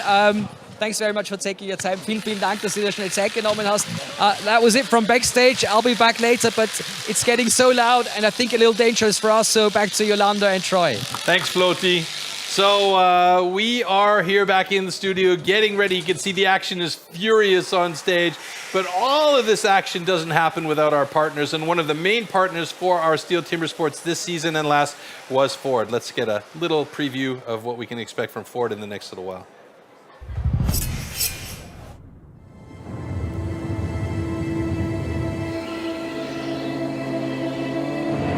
There's only ever 2 you meet.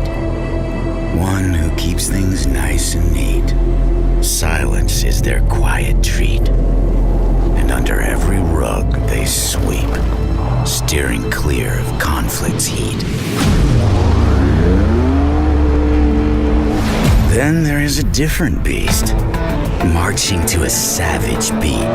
Takes the sour with the sweet, never takes the path of least. Company that few can keep, followers left in dusty heaps.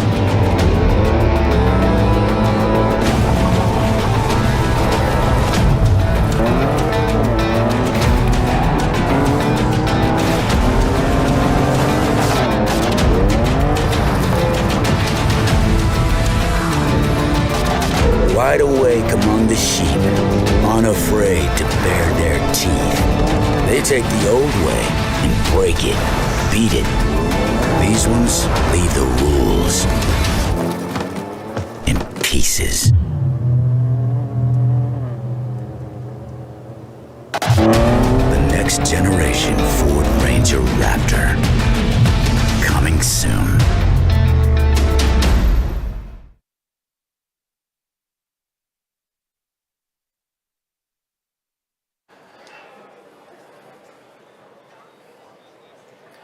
The Ford Ranger Raptor, looking fast and furious out there on course with a professional driver. I wouldn't mind having one of those myself. Speaking of fast and furious, the next discipline coming up, the Springboard, a world record was set back in 2016 in Stuttgart by a Canadian we can both be proud of in that case. We sure can be. Sterling Hart absolutely destroyed the previous world record in Springboard with a 35.67 time. Let's take a look back at that, and I wonder if anybody's ever going to be able to break this record. I don't honestly, know. It's going to be tough. It is going to be really tough. 3, 2, 1, go!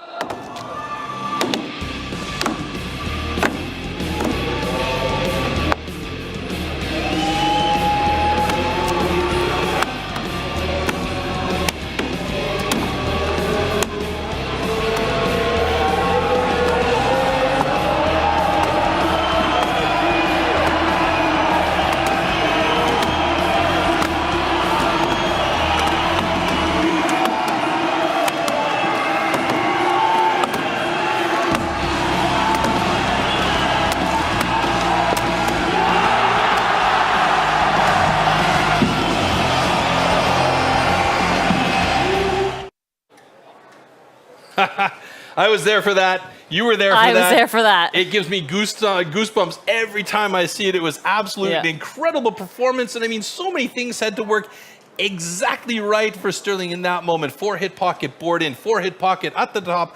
Just an absolute melon. Cut through that thing in 35.67 seconds. I mean, that's a tough one. We're seeing averages around 50, 55 seconds for really good guys on the springboard. What can we expect to see here today with our guys getting out there, battling outdoors, we should also mention? That's right. I think because of the wood the way it is, I don't think we'll get to see any of those best times. We may get to see a personal best. You never know. That is always possible. Fingers but crossed. I don't think we'll be anywhere near that world record. All right, well, that's always the aim for these guys, but at the moment today, it's just about getting the fastest time possible in a discipline that's so fiddly and kniggly and finicky that you can't mess around with it. You have to have good pockets, good boards, and a good cut. Let's take a look at what's involved in the springboard. Springboard. Springboard simulates the traditional way of felling trees, climbing up over thick roots. First, notches known as pockets are chopped into the log. 2 springboards are then anchored into these pockets. The athlete then climbs up to chop through a 27 centimeter thick block of wood in the fastest time possible.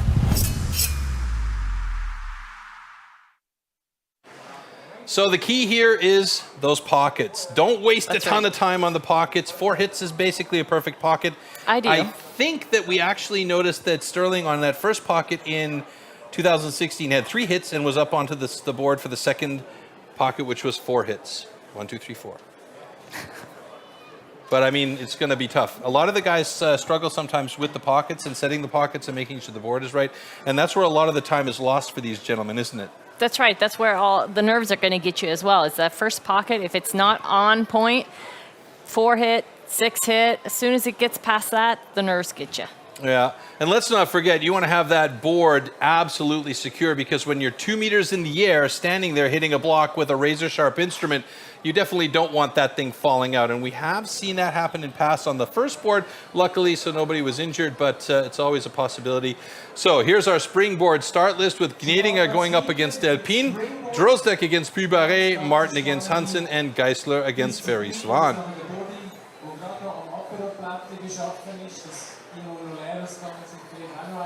So Gnedinger against Delpine, interesting matchup there. What are your thoughts?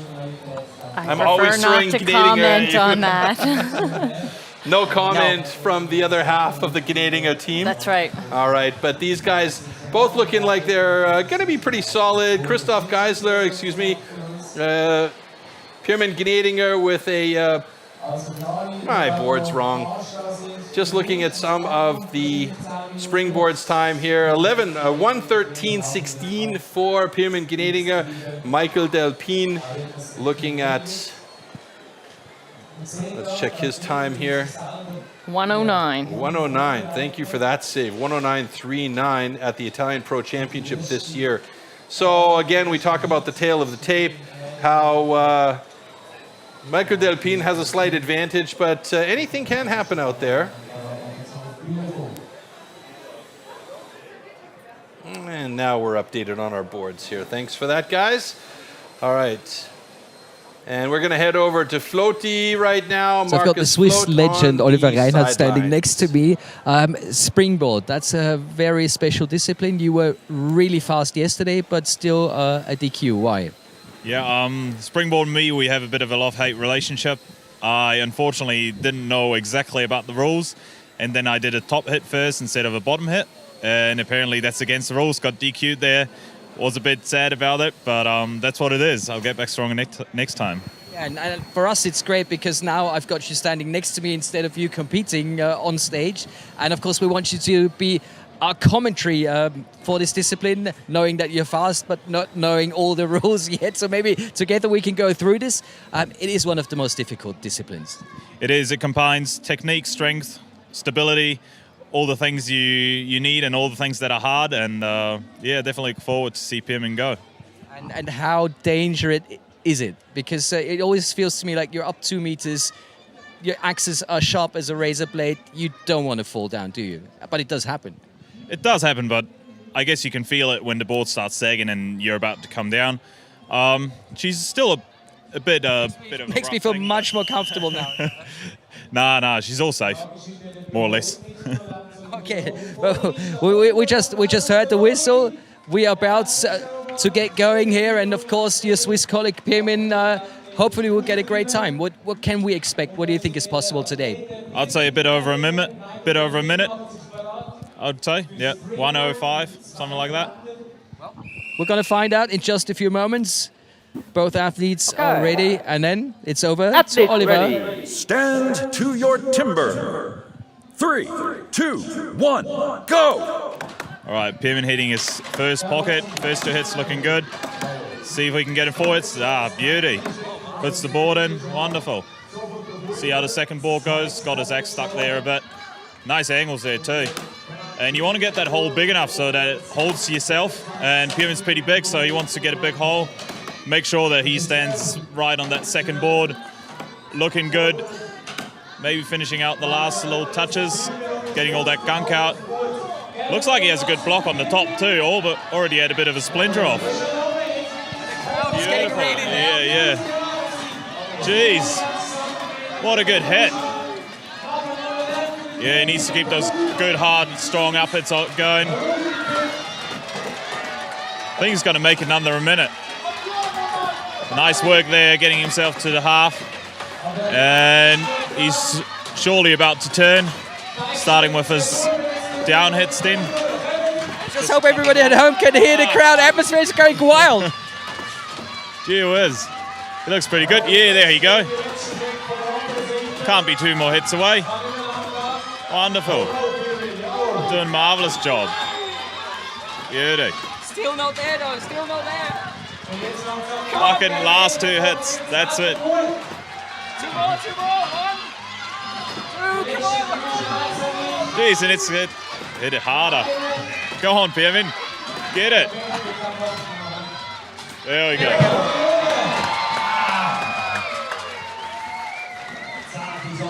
How about that atmosphere in Switzerland? What a crowd though. What a support.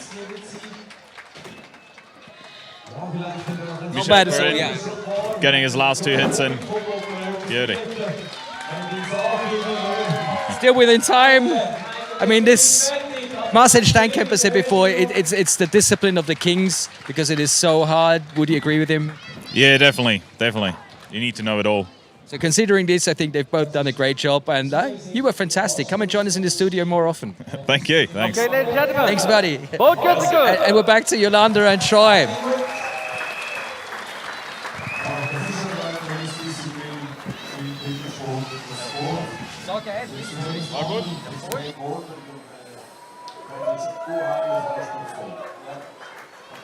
So Oliver Reinhardt with a good call on that one. Did a great job actually as we take a look back at the slow-mos here between Pirmin and Michael Delpine. Sure did. Yeah, so Pirmin's up on that first board very quickly. But you can see he does have a little bit downslope. That's why he's so close to the tree right now.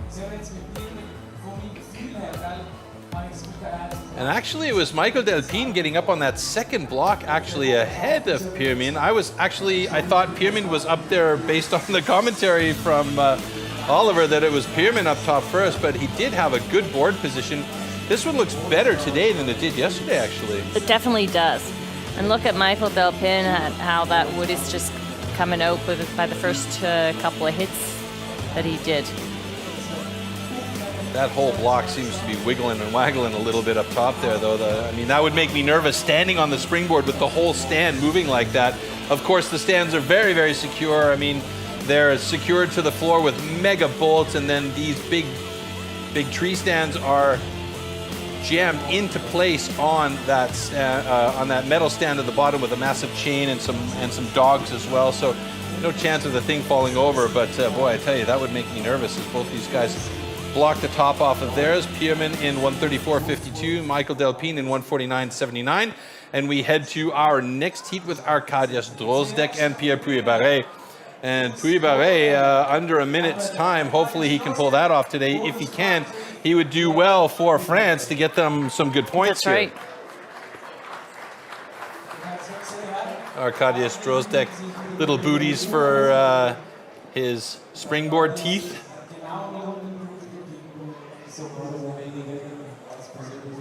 They're using beanbags there to kind of secure those springboards so that once they're on their first board that the second one doesn't fall over and then you have to get back down all the way to go grab it.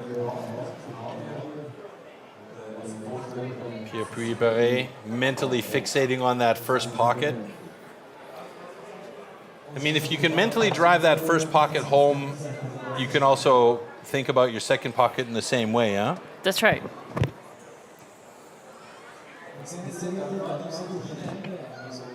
So Pierre, ready to go. Arkadiusz, ready to go. We are ready to go. Let's lock and load. Athlete and get ready. this going. Stand to your timber. 3, 2, 1, go!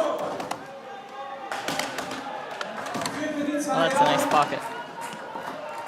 4 hits for Arkadiusz there to get that pocket set. He seems pretty confident with the first board, but as always, the first board is less important than that second board. Took a long time for Pierre to get that pocket set, and Arkadiusz has got his second board in already, I believe.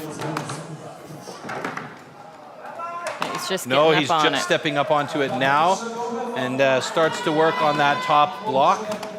And Pierre Puy-Barré about 4 strokes behind Arkadiusz, joining him, but it took him a while to find that balance 2 meters up in the air with that sharp axe in his hand. Arkadiusz Drozdek looking very good as they near the 50-second mark. Arkadiusz is usually around the minute mark. Pierre Puy-Barré about 55 seconds. It's not going to be a personal best for either of these guys here today.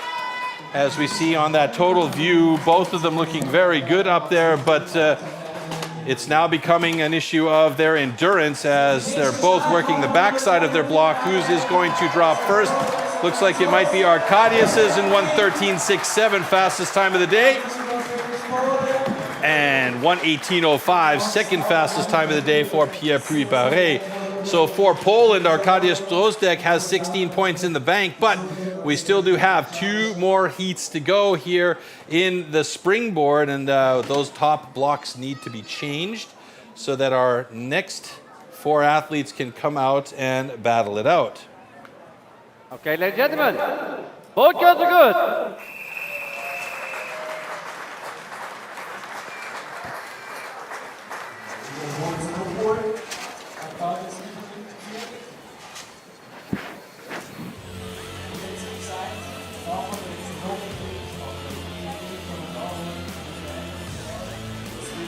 So that first pocket by Arkadiusz is beautiful. 4 hits, confidently setting that board in place and hopping up. No issues for him. For Pierre Puy-Barré, it took a little bit longer. It did, yes. Quick sweep with his fingers to make sure everything's cleaned out of there. Jams the tooth of the springboard in and sets to the second pocket. I think the problem for me, if I were in this position, I would want to put too much power into setting those pockets, and you have to have that right draw of power and accuracy here to make sure that you have a good pocket, but that you're not overdoing it, getting that axe stuck in there like you're cutting a standing block chop or something. That's right, and that's what we can see also here. It is different than a standing block chop because you can't just give it all you got and drive it off because you want to stay up on that board.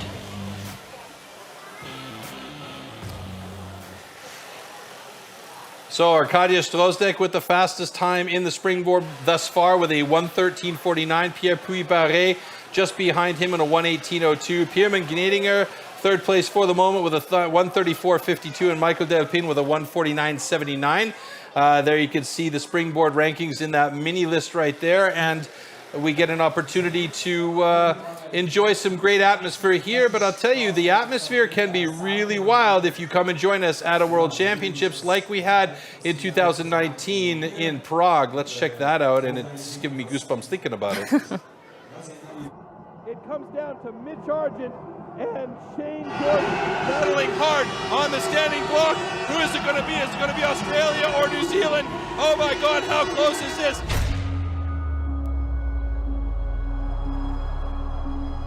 And it's Australia! The atmosphere last night in the team's relay was unreal. Title of Team World Champion 2 years in a row. Oh, definitely. It'd be the noisiest crowd I've competed against. Shane Jordan's already over there. Yeah, I'm actually kind of getting goosebumps thinking about it right now. The crowds here, they were just erupting. You feel the energy of the crowd. My goodness, what a great comeback from Belgium with a time of 1. The crowd was absolutely electric. And it was so much noise and support. Ja, doch, das pusht schon rum und mein Fanclub ist auch da. Very passionate about their country and the competitors. Yeah, it feels super. Oh my goodness, look at this. It's pretty awesome to compete in front of a crowd like this. But he's not giving up. He's looking good. Like such an adrenaline rush. It's an amazing feeling.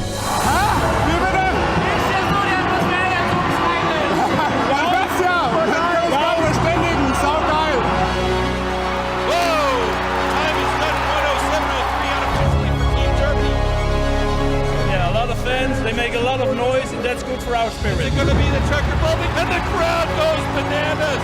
It's absolutely extreme here. Man hört's.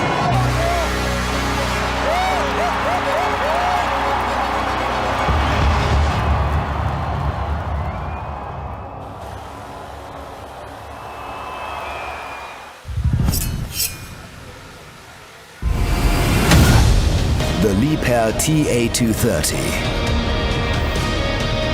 Powerful, dynamic, unstoppable. Our newest addition to the family.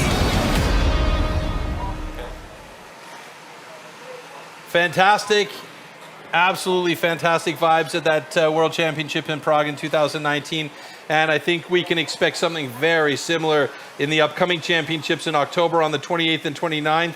It's going to be fantastic. In the meantime, let's take a look at what we can expect coming from the World Championships in Gothenburg, Sweden. Or not. Maybe we'll look at that later. I think you just got to go and experience it.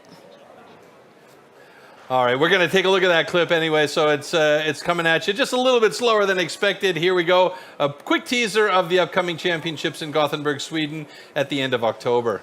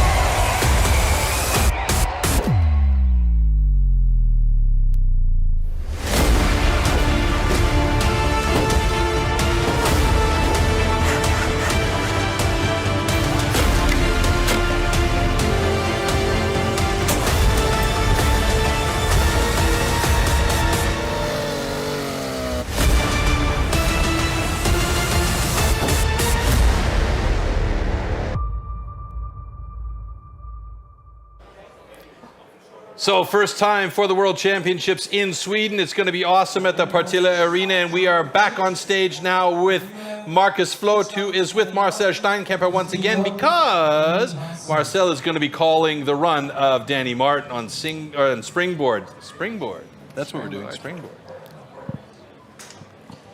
Emil Hansen versus Danny Martin. That's our next heat.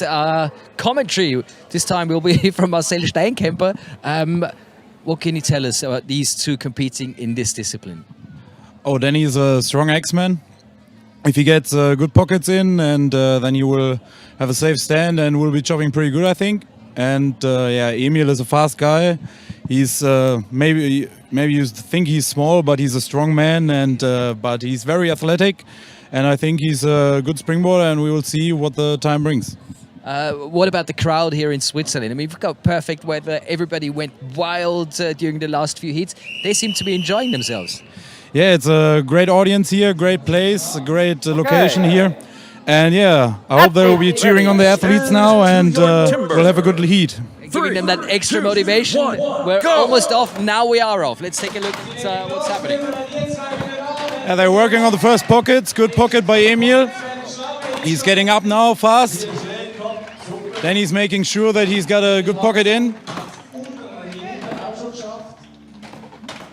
Now they're getting on the second board. Emil puts the board in. He tests. He tests it.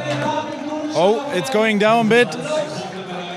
He don't take it. He go back again on the first board. Might be a chance for Danny. Yeah.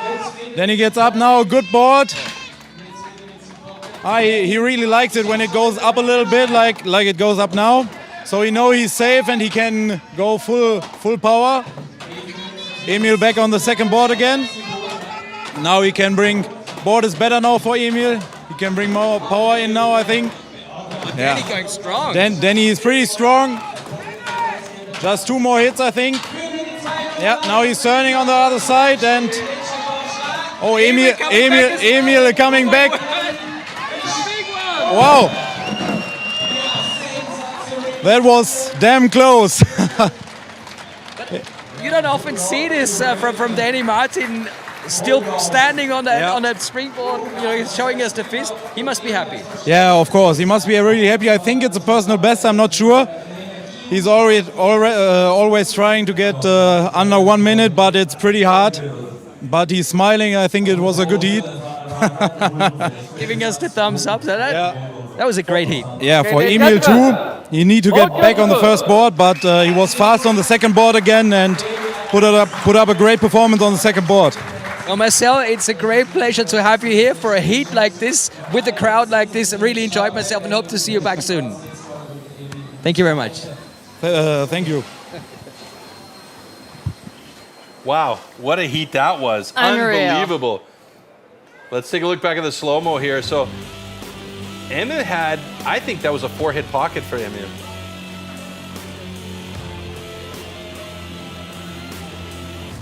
I don't know, maybe 5? I don't know if that was just coming back to a different angle. It was either 4 and we got a different look, or it was 6 pockets, but nevertheless, it was pretty quick. So you're so quick up on that first board and trying to get the second one. And he had to go back down and recut that pocket, and that gave Danny Martin a lot of opportunity up top there to really cut through that block. Danny did a great job. I mean, he just concentrated, and like you said earlier on, not worrying about the other guy. He was in his own bubble and just cutting his race, and it worked well for him. But unbelievable effort by Emil Hansen, to come from behind by a stretch to catch up and get a really, really close time to Danny Martin. And there you see it. Look at him trying catching that balance. Yeah, he was putting everything everything into it. Get be on your toes up there. Yeah, no kidding. Oop. Yeah, I see what you mean there. Wow. So Danny Martin with a 106.98, Emil Hansen with a 107.77. Danny Martin leads the Springboard results. We have 2 more athletes to go in Springboard in heat number 4, and then we're going to whittle down our overall to 6 athletes who will go on to the hot saw. So 1 more heat to go. Ferry Swan, he holds the national record for Springboard for Sweden of 48.97.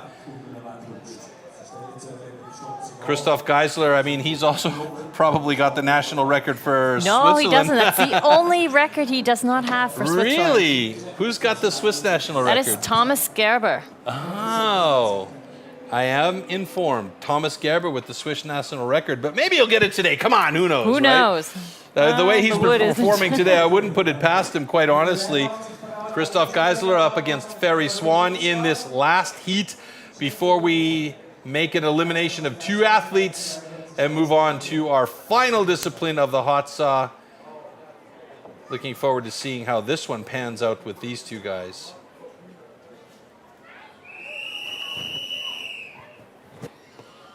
Okay. Athletes ready. Stand to your timber. 3, 2, 1, go!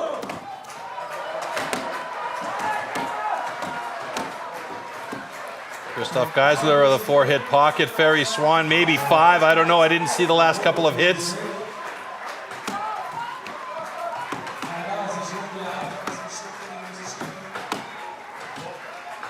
Ferry Swan thinking about this second pocket maybe a little bit too much. I think it would have been good after that 4-hit. I think so too, but he's got about, what, 10 hits now to get that pocket. Christoph Geisler, I believe, is already on his second board. He is. He is. He's up there working on the second board now. He's got a really steep angle on that board, so he can step off the back. Ferry Swan still trying to find his way up onto the second board, and Christoph Geisler looking really good, getting deep on the first side at the top. Ferry Swan joining him. Ferry a little bit farther forward on the board, but getting good power into it. Geisler moved to the other side of his board now as well. Just approaching the 1-minute mark. Is it going to be close for Geisler? It might be, as he's doing his best to try and get through that board. Ferry Swan on the second side. Christoph Geisler with a 106.47. Ferry Swan with a 108.04. So Ferry Swan, a good job to really put a lot of pressure on Geisler coming from behind. Geisler led that whole heat with a couple of really good pockets. He sure did.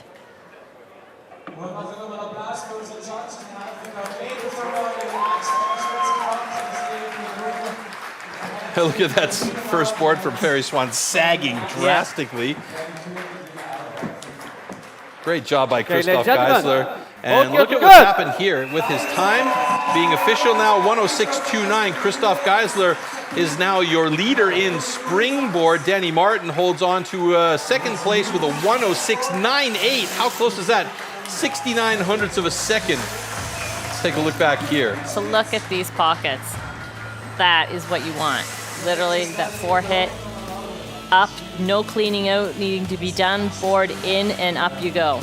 Ferry Swan also had 4 hits as well, but he took a little bit more time to set that board. And then this second pocket for Ferry Swan was, I wouldn't call it a disaster. That would have been perfect. Yeah, I was just thinking the same thing. 4 hits and he was done, but he didn't feel it. So that's the main thing, your headspace. Well, we're not the ones who have to get up on that board. So. This is true, thankfully. I also wouldn't want to be a judge out there to have to tell one of these guys with a sharp instrument in their hand they've been disqualified for whatever reason.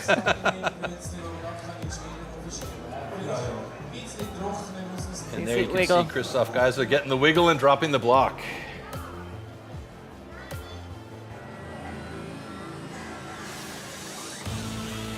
So you saw that Ferry did do 1 up hit there. You are allowed to do that.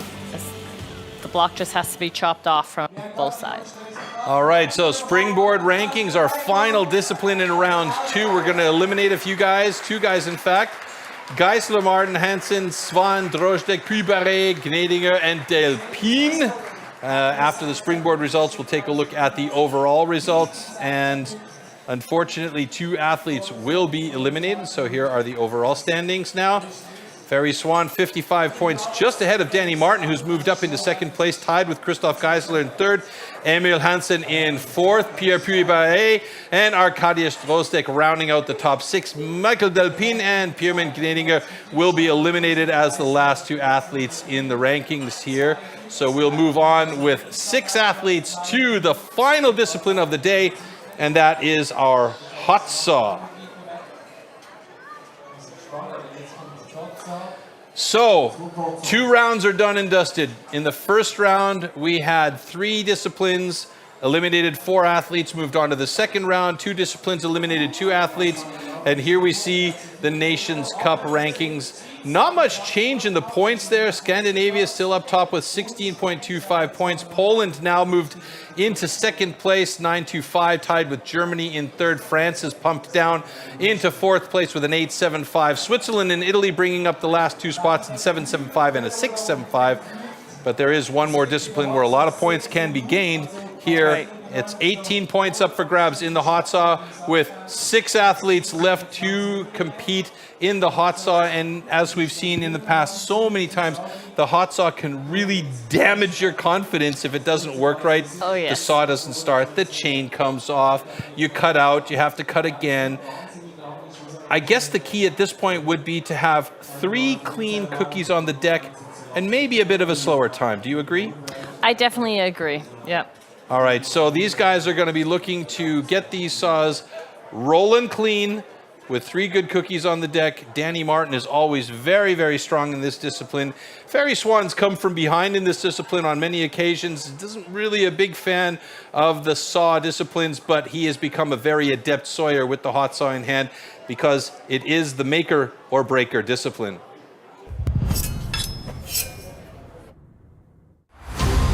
This is the one and only discipline where the athletes are alone on stage.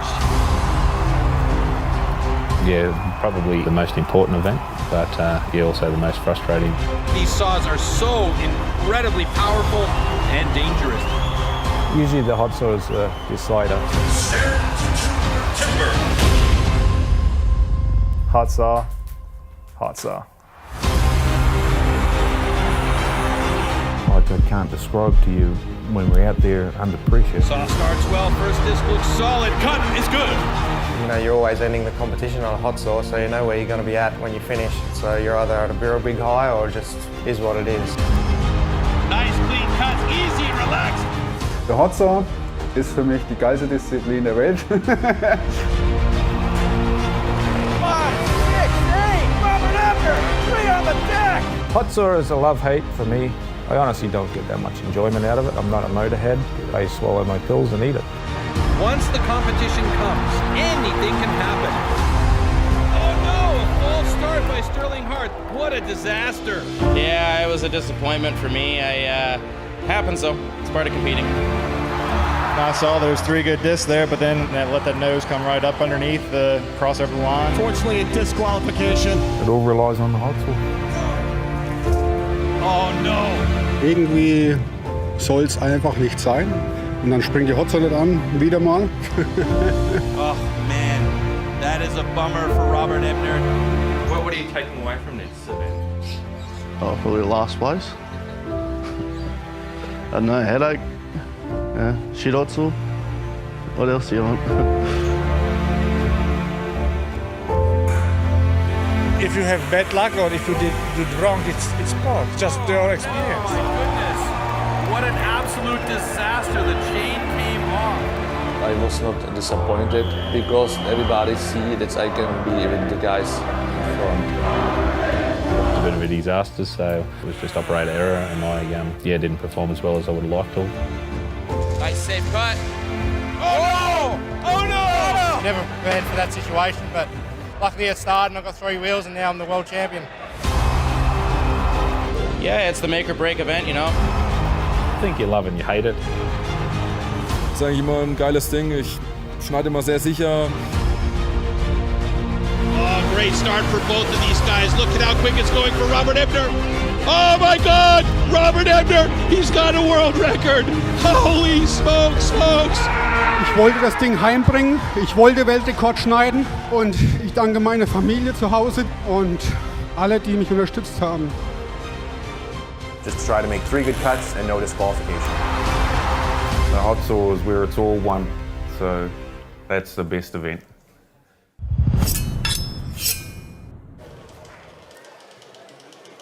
Hot saw, hot saw, hot saw. That's the thing, isn't it? These machines are powerful, these machines are loud, these machines are finicky. Let's go over to Marcus Float, who is now backstage, where they are going to be testing and warming up these hot saws, just to give you an example of how loud they really are. Marcus? Definitely gonna need these because of this. The hot saw is about to start. We've got a few facts for you. This is the hot saw fact sheet. Our engines are oil-cooled special 2-stroke engines, 2.49 ccms, 25.5 Ks, and that, but I can already hear them. So move on with me. This is the backstage area. And some of our athletes are already starting the engines. Of course, they have to make sure that the hot saw is warm enough for the competition, because as you've already heard, it is the maker or the breaker, and all of that preparation is happening right now over there. I can see Danny Martin. Pierre Bubery is also making sure that his engine is getting warmed up, and trust me, it's gonna get very loud soon as our athletes are getting into final preparations. Got some safety walls here, which are also very important. And yes, now it's time for these and time for me to say goodbye. Enjoy the noise, enjoy the competition. It's going to be awesome. The maker or the breaker, Hotso, about to begin in just a moment.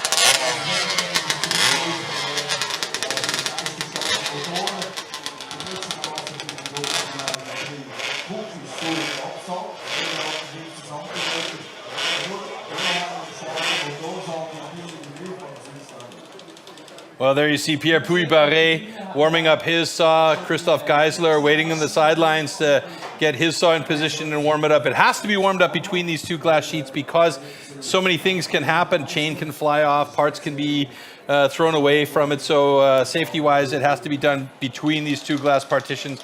You'll see the different motors that are in effect here. Most of them are the Rotax motors, which is a rotary motor, but I did hear a Wankel motor running earlier on. I asked you, wow, that's deep. Is that a Wankel or a Rotax? And you're like, that's a Wankel.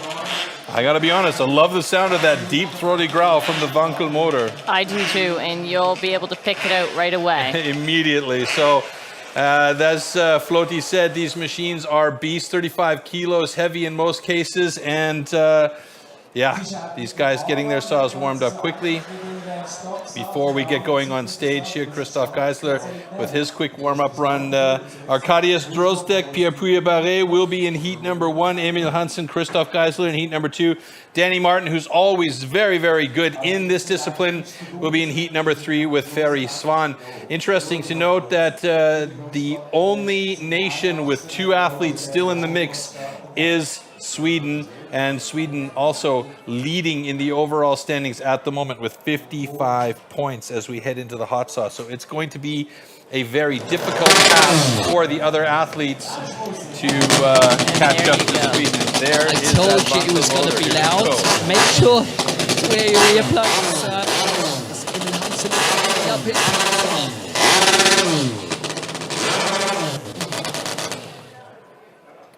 I could imagine a dragon sounding like that, screaming at another dragon, you yes. know, in the air. And very impressive. 25.5 Ks, at least. This one looks even heavier. So this is where the warm-up happens before the guys get on stage for the final competition of the day, the hot saw.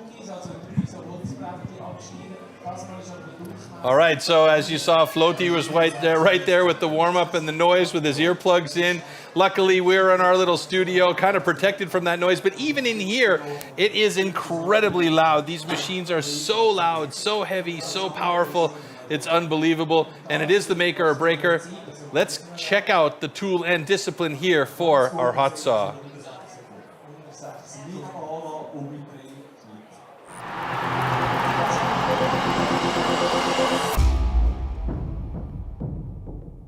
These custom, handmade, race-tuned machines are built for maximum power and precision and to cut the wood as fast as possible in a competition.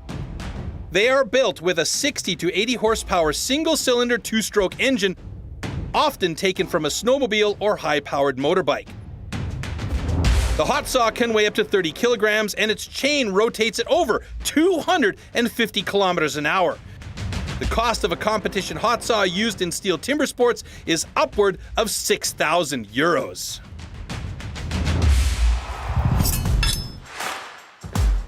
Hot saw. For the hot saw, power saws are called into action and the athletes have a space of 15 centimeters to cut 3 complete discs off a 46 centimeter thick wooden block. Jumping the start or cutting over the line will result in a disqualification.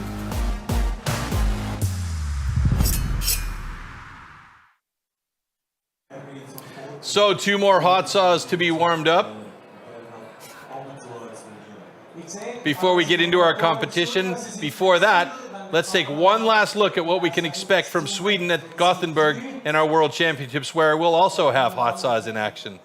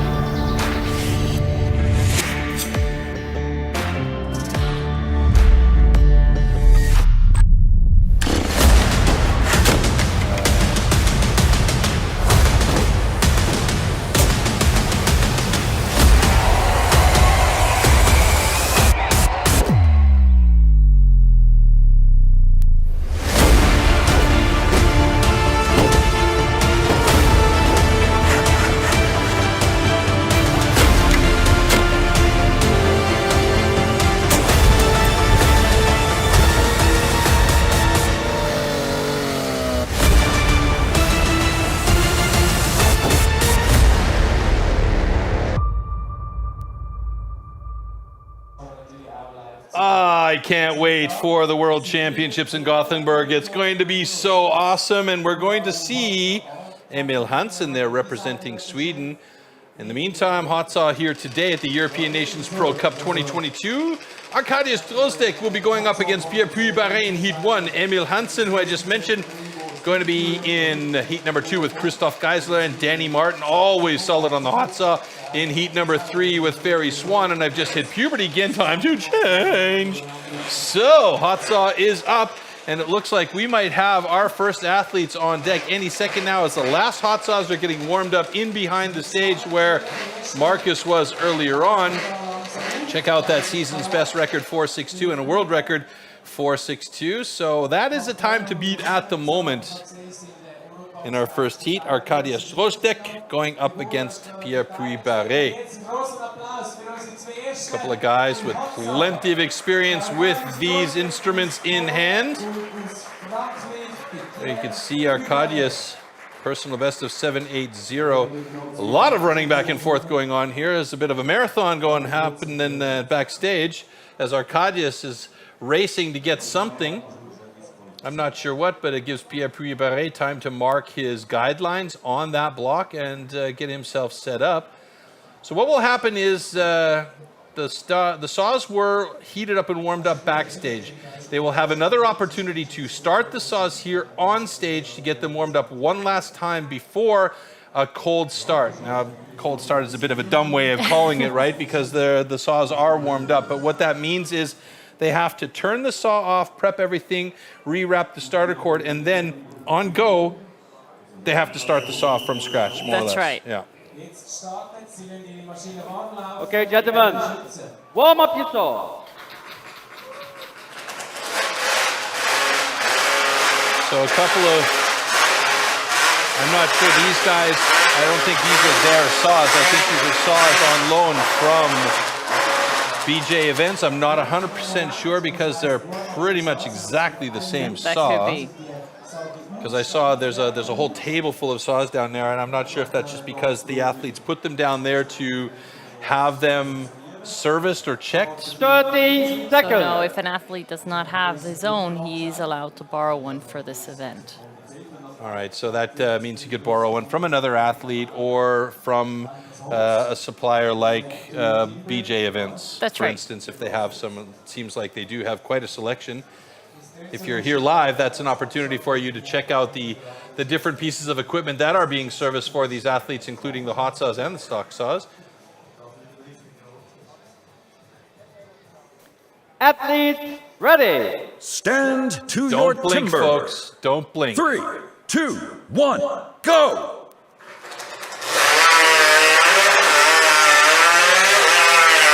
Whoa, that's a good cut by Pierre-Puy Barret. Personal best of 5.83. Drozdek was really taking his time, had a cutout, had to go back and cut again. He did do a third cut, but they stopped the time for him, and then it kept running in the background. Arkadiusz Drozdek with a 12.61. I'm not really sure he had a cutout. I didn't see it as a cutout, but Pierre-Puy Barret dropping a 5.83 personal best, a fantastic time for the Frenchman. Did you notice a cutout? Yes, I did. You it was did. the second cookie Okay, that gentlemen. he cut out on. On the Both upcut. cuts are good. All right, so Drozdek did have a cutout as seen by Yolanda.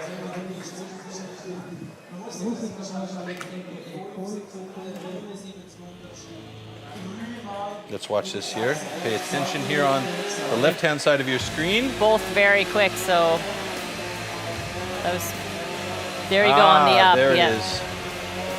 Good eye, Yolanda. So Arkadiusz noticed it. He still had plenty of room there, so he went back and did a second downward cut. Now, my question is, are they required to do an additional cut downward, or could he theoretically make an upcut to save a bit of time? He could have made the upcut, but the Risk. chances are that you cut too big, it's too small, so Cut he did a over the line, safety yeah. and did another down cut. All right, heat number 2 in the hot saw here. Emil Hansen going up against Christoph Geisler. Emil Hansen, this kid is unbelievable. He continues to show the gumption of a guy who comes out of the rookie ranks not too long ago. I think he end of last year, finished his rookie career, and this year has had a full season as a pro. Typically, you're not seeing these guys join the pro ranks and become this good this fast. So like what we're seeing with this new generation, with Marcel Steinkemper, with Oliver, and with Emil, you've got dudes that are absolutely ready to go, dedicated to the training and the sport from the very get-go. In a lot of cases, they are growing up with the sport as well, so it's an advantage. And here we're going to get to see that Wankel motor in action, or rather hear it. Uh-oh. Emil Hansen has to rewrap that starter cord to restart that saw. It didn't. Oh, now it's there. There we go. Just an absolute beast. The sound alone would make me nervous in the other stand, ready to cut with my my rotary engine. Unbelievable. 30 seconds.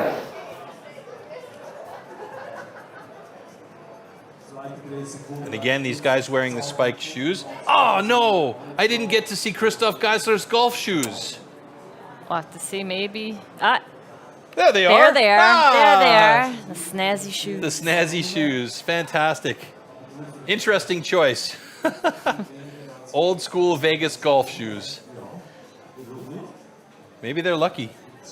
Maybe. Maybe he played a good round of golf in them one time, won a few bucks, and decided to wear them for TIMBERSPORTS. Here we go. 3, 2, 1, go!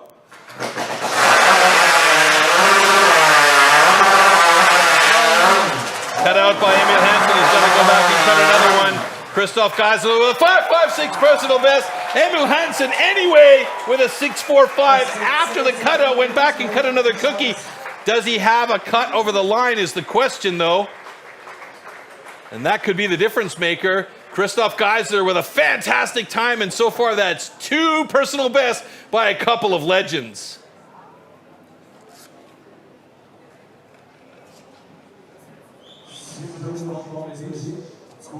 Okay, ladies and gentlemen, both cuts are good. Oh, wow. Holy smokes, folks. 8.96 for Emil Hansen after having to cut a third cookie. That's an incredible effort by him. Christoph Geisler with the lucky golf shoes and a 5.68 personal best. Great job. Let's see again here. So this is the first cut by Emil on the left-hand side. It was a little choppy for the saw to get started. Heavy big cookie. Here is the cutout on the upcut. He got a clean cut on the down. Very cookie. Close on that. Not a lot of space to make that final cut, but he did pull it off. Meanwhile, Christoph Geisler stayed steady, controlled, calm, and cool, and collected for a 5.68 personal best. And now, moving on to Danny Martin, our final heat of the day, ladies and gentlemen. We'll accumulate all the points between the rookies and the pros, and we'll tell you who is our Nations Cup winner for 2022. At the moment, Christoph Geisler is atop the rankings for our pros here for Switzerland. Emil Hansen sitting in second place. Ferry Swan is in fourth place, but has yet to cut, and Danny Martin has a good opportunity to add some good points with a good cut here. And we know that Danny Martin is always very consistent with these cuts. Also, I'm looking at that bar, and the teeth on that chain are insane. Yeah, can't buy that chain in your general hardware store. There's nothing about that machine other than maybe the handle that you can buy in your general store where they sell the various chainsaws. Warm up your saw.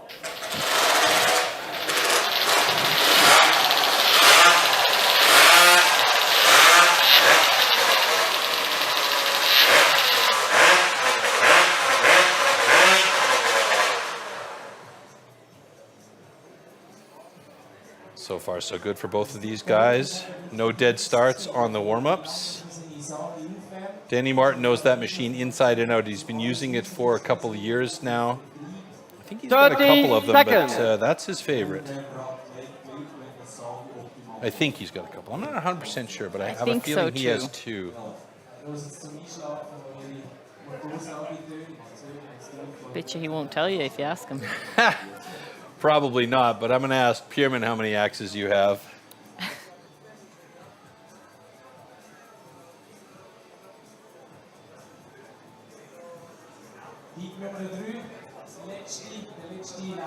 Athletes, ready. All right, last seat of the day, folks. Here we go. Danny Martin, Ferry Swan. 3, 2, 1, go!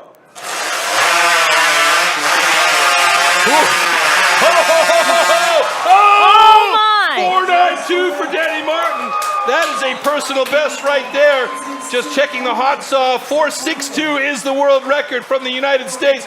He was ever so close. Could be we have a time change with adjustment. That was a fantastic cut from Danny Martin. Holy smokes. Oh, and it changes.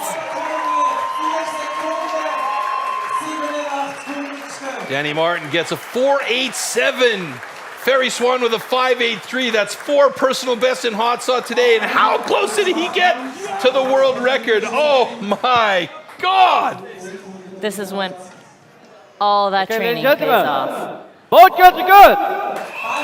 It's official. Another personal best goes out the window for Danny Martin. Ferry Swan also with a personal best 5.83.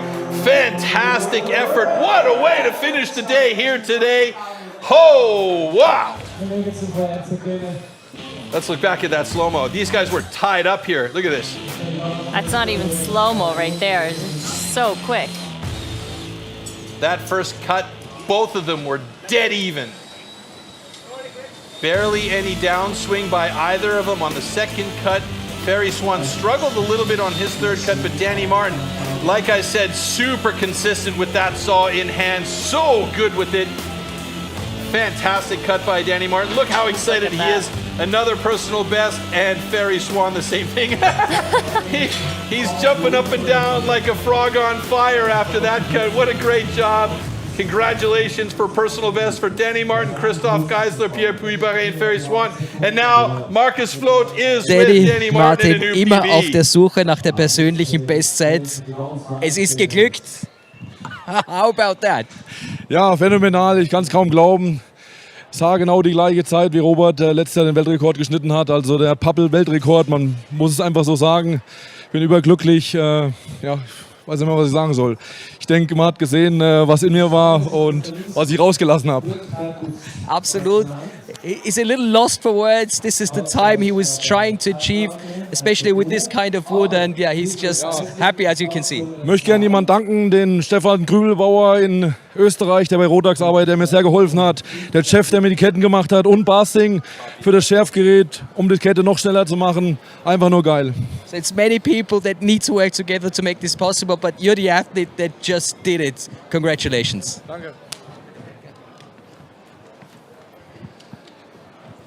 Back to Yolanda and of course back to Troy. We're getting ready for the winners ceremony. I'm off. You take over. Thank you, Marcus. Awesome. What a fantastic run by Danny Martin to get that personal best. Unreal. He mentioned the difference between the cuts here. So the USA cut was done on pine and poplar is slightly harder than pine. So it's a bit of a kniggly subject, but yeah, we can talk about that on other days. 4 personal bests in our hot saw today. Hardly ever see that with Danny Martin, Christoph Geisler, Pierre Puy-Barré, Ferry Swan, all getting personal bests under 6 seconds by a stretch in the case of Danny Martin. Emil Hansen with an 8.96 and Arkadiusz Drozdek with a cutout getting the 12.61, unfortunately for him. Final results means that Danny Martin wins this one with 70 points. Christoph Geisler in second place with 67 points. Ferry Swan will have the bronze medal here today with 64 points. Look how close those points are between the guys. Puy-Barré, Emil Hansen, and Arkadiusz Drozdek rounding out the remaining 3 guys of the top 6 here today. And that means we'll also be able to take a look at the Nations Cup results. So final results, Danny Martin on top, Christoph Geisler, Ferry Swan, Pierre Puy-Barré, right down to the bottom of our list with Szymon Groenwald. And hopefully we'll get the Nations Cup results once the times from the rookies and the pros were combined. And there you have it. Team Scandinavia with a solid showing here today. Points combined between the two for 13.50 points. Germany in second place in second place with 10.50 points, and Poland, who were dominant last year, in third place here today with 9.25, tied with France in fourth place, and Switzerland in fifth, and sixth place goes to Italy today. So a really good showing for the Scandinavian side. As you see, they've got a lot of really top quality athletes coming out of the northern countries in Denmark and Norway and Finland and Sweden. So I think we're going to see some really challenging times for the other athletes competing against them down the road. Poland, of course, always in the mix. They were dominant last year. This year, on the podium in third place, but a very good job. And Germany, nicely done to end up in second place today behind a very strong Sweden or Scandinavian team. So now we're just waiting for our athletes to come up on stage, and we're going to have everybody on stage all at the same time, our rookies and our pros, and I'm guessing that's going to mean like 800 bottles of champagne. Oh, yeah. That means everything is going to need a wash after this. The equipment, the stands, the athletes, the clothing, the saws, everything. So hopefully it's not too much of a disaster up there. Any thoughts from you, Yolanda, about what we've seen today? Just incredible just to see those personal bests just in the hot saw alone. Yeah, fantastic. It's unreal. All right, so now we're heading up onto the stage where we see it's ready, and there, there's, what do we got, 12 bottles of champagne, so yeah, that'll do to keep everybody well soaked as we head up to the stage for our awards ceremony, and we'll bring all our athletes up on stage from each of the top teams.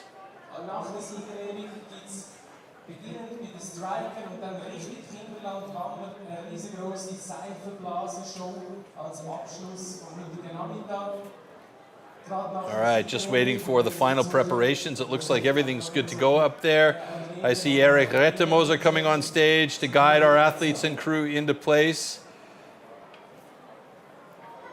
Of course, we want to say a big thank you to Spike Milton, Sjoel Jansen, Ruud Meijer, Nout van Leer, and Bart Jansen, our judges and competition control center crew, of course Spike being the global sports director for STIHL TIMBERSPORTS. They've played a major role in today's activities. And all the nations that participated today, Italy, Poland, Sweden, Denmark, France, Germany, Switzerland. Absolutely fantastic. So bringing out our first team, Andrea Rossi, Michael Delpine, Miki Perrin, and Nicola Pecarici. Yeah, I just wanted to say the last name properly. I was going to damage it again.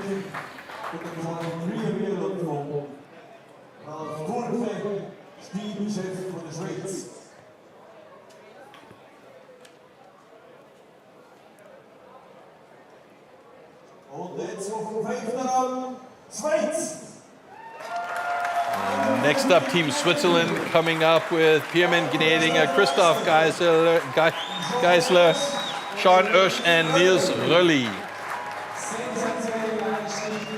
That's a great logo. I like that logo. Phantasmagorical.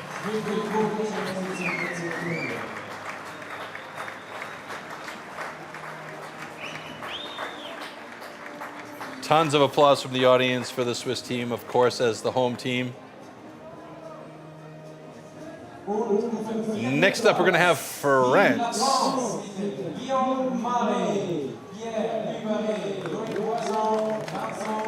We see Guillaume Bord, Pierre Puybarret, Loïc Voisin, and Vincent Roussel.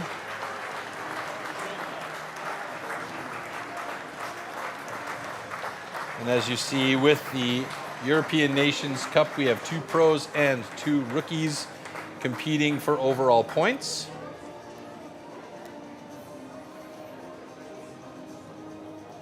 And here's where we see, after the battle, the camaraderie comes out and the guys really supporting each other, handshakes all around.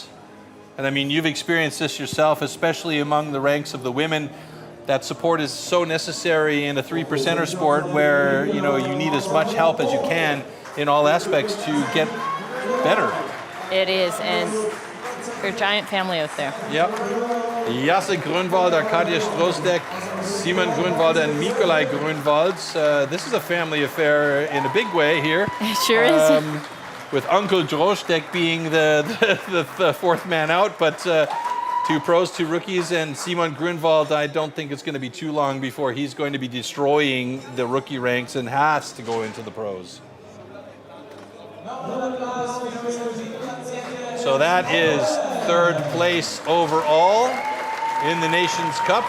Poland was dominant last year, as I said, but this year staying consistent and ends up on the podium in 3rd place, the bronze medal position.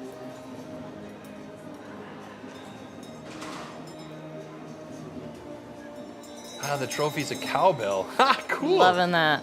That is awesome.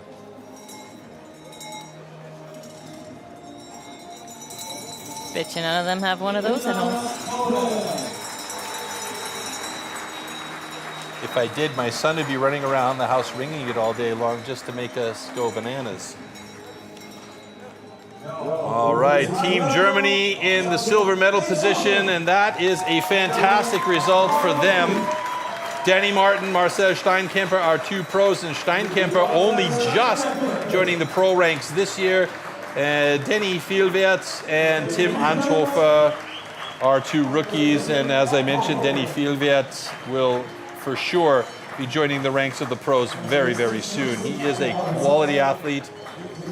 Tim Anthofer, we saw some very big things out of him today as well, so good signs for Team Germany down the road.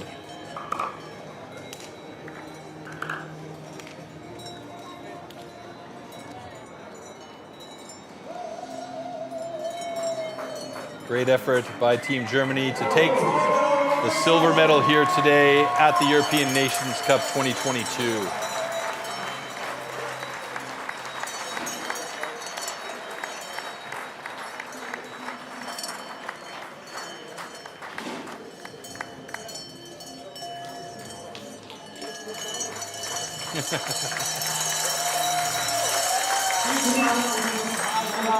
All right, and now our gold medal team. They were strong from the get-go. It is Team Scandinavia with 3 members from Sweden and 1 member from Denmark. Emil Hansen, Ferry Swan, Edvin Karlsson, and Espen Petersen.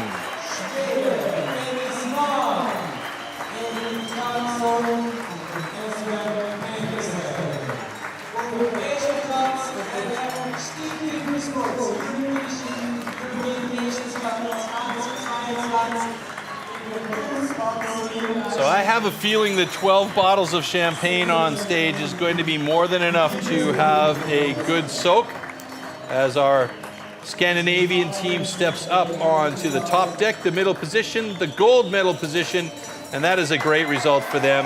Fantastic across the board.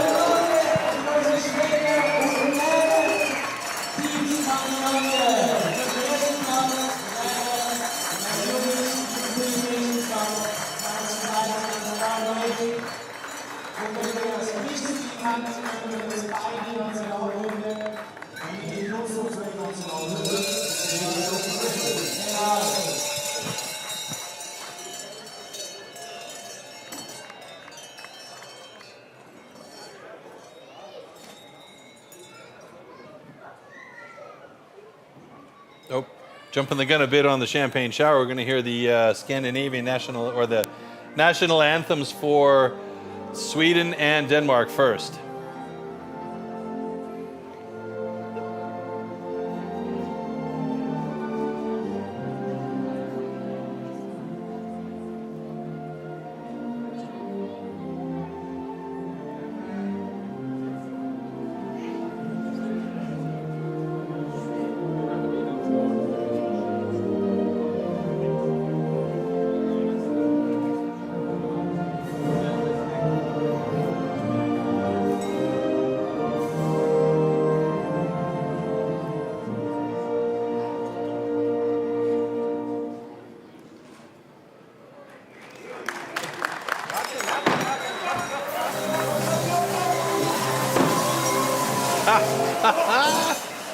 They went for it. Difficult when you set up those open bottles.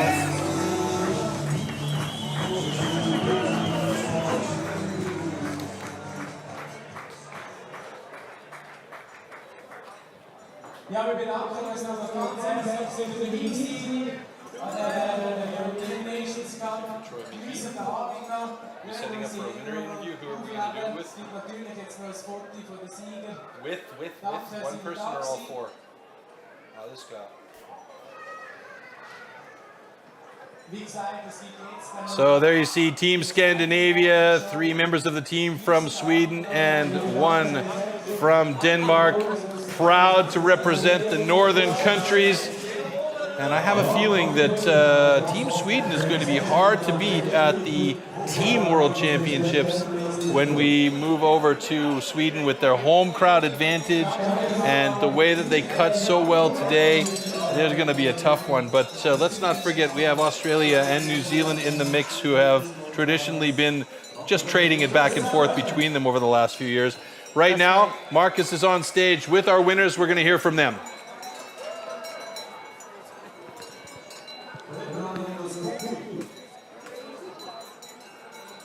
Have a great time, Team Scandinavia. How did you enjoy Switzerland? It's really beautiful here, and yeah, now we love Switzerland because we're winning here all the time. The Danish man in the Swedish team. Are you going to become a Swede now, or are you staying? No, I will become a Danish. I will still be Danish. Yeah. What about your teammates? Yeah, it seemed like they were like big brothers, huh? Yeah, they are great. They are some good people, the Swedish guys. Yeah, we like the Swedish people. We like the Danish guys too. Yeah. Oh, yeah. So what about the celebration? I haven't heard the cheers that I saw when you were running around with the champagne. Yeah, I don't know what we are doing now. We're just enjoying it. Yeah. So I'm over and out. I'm going to have a big party with these guys. Switzerland makes everything possible. We had a great time. I hope you too, Yolanda and Troy. Bye-bye, and maybe see you later. Fantastic. What a way to end the day. The Scandinavian team, what a makeup they had. Absolutely amazing. I hope you guys enjoyed it out there. Last words from you, Yolanda? Take a look at these highlights. Fantastic. Thanks, everybody. Take care and ciao.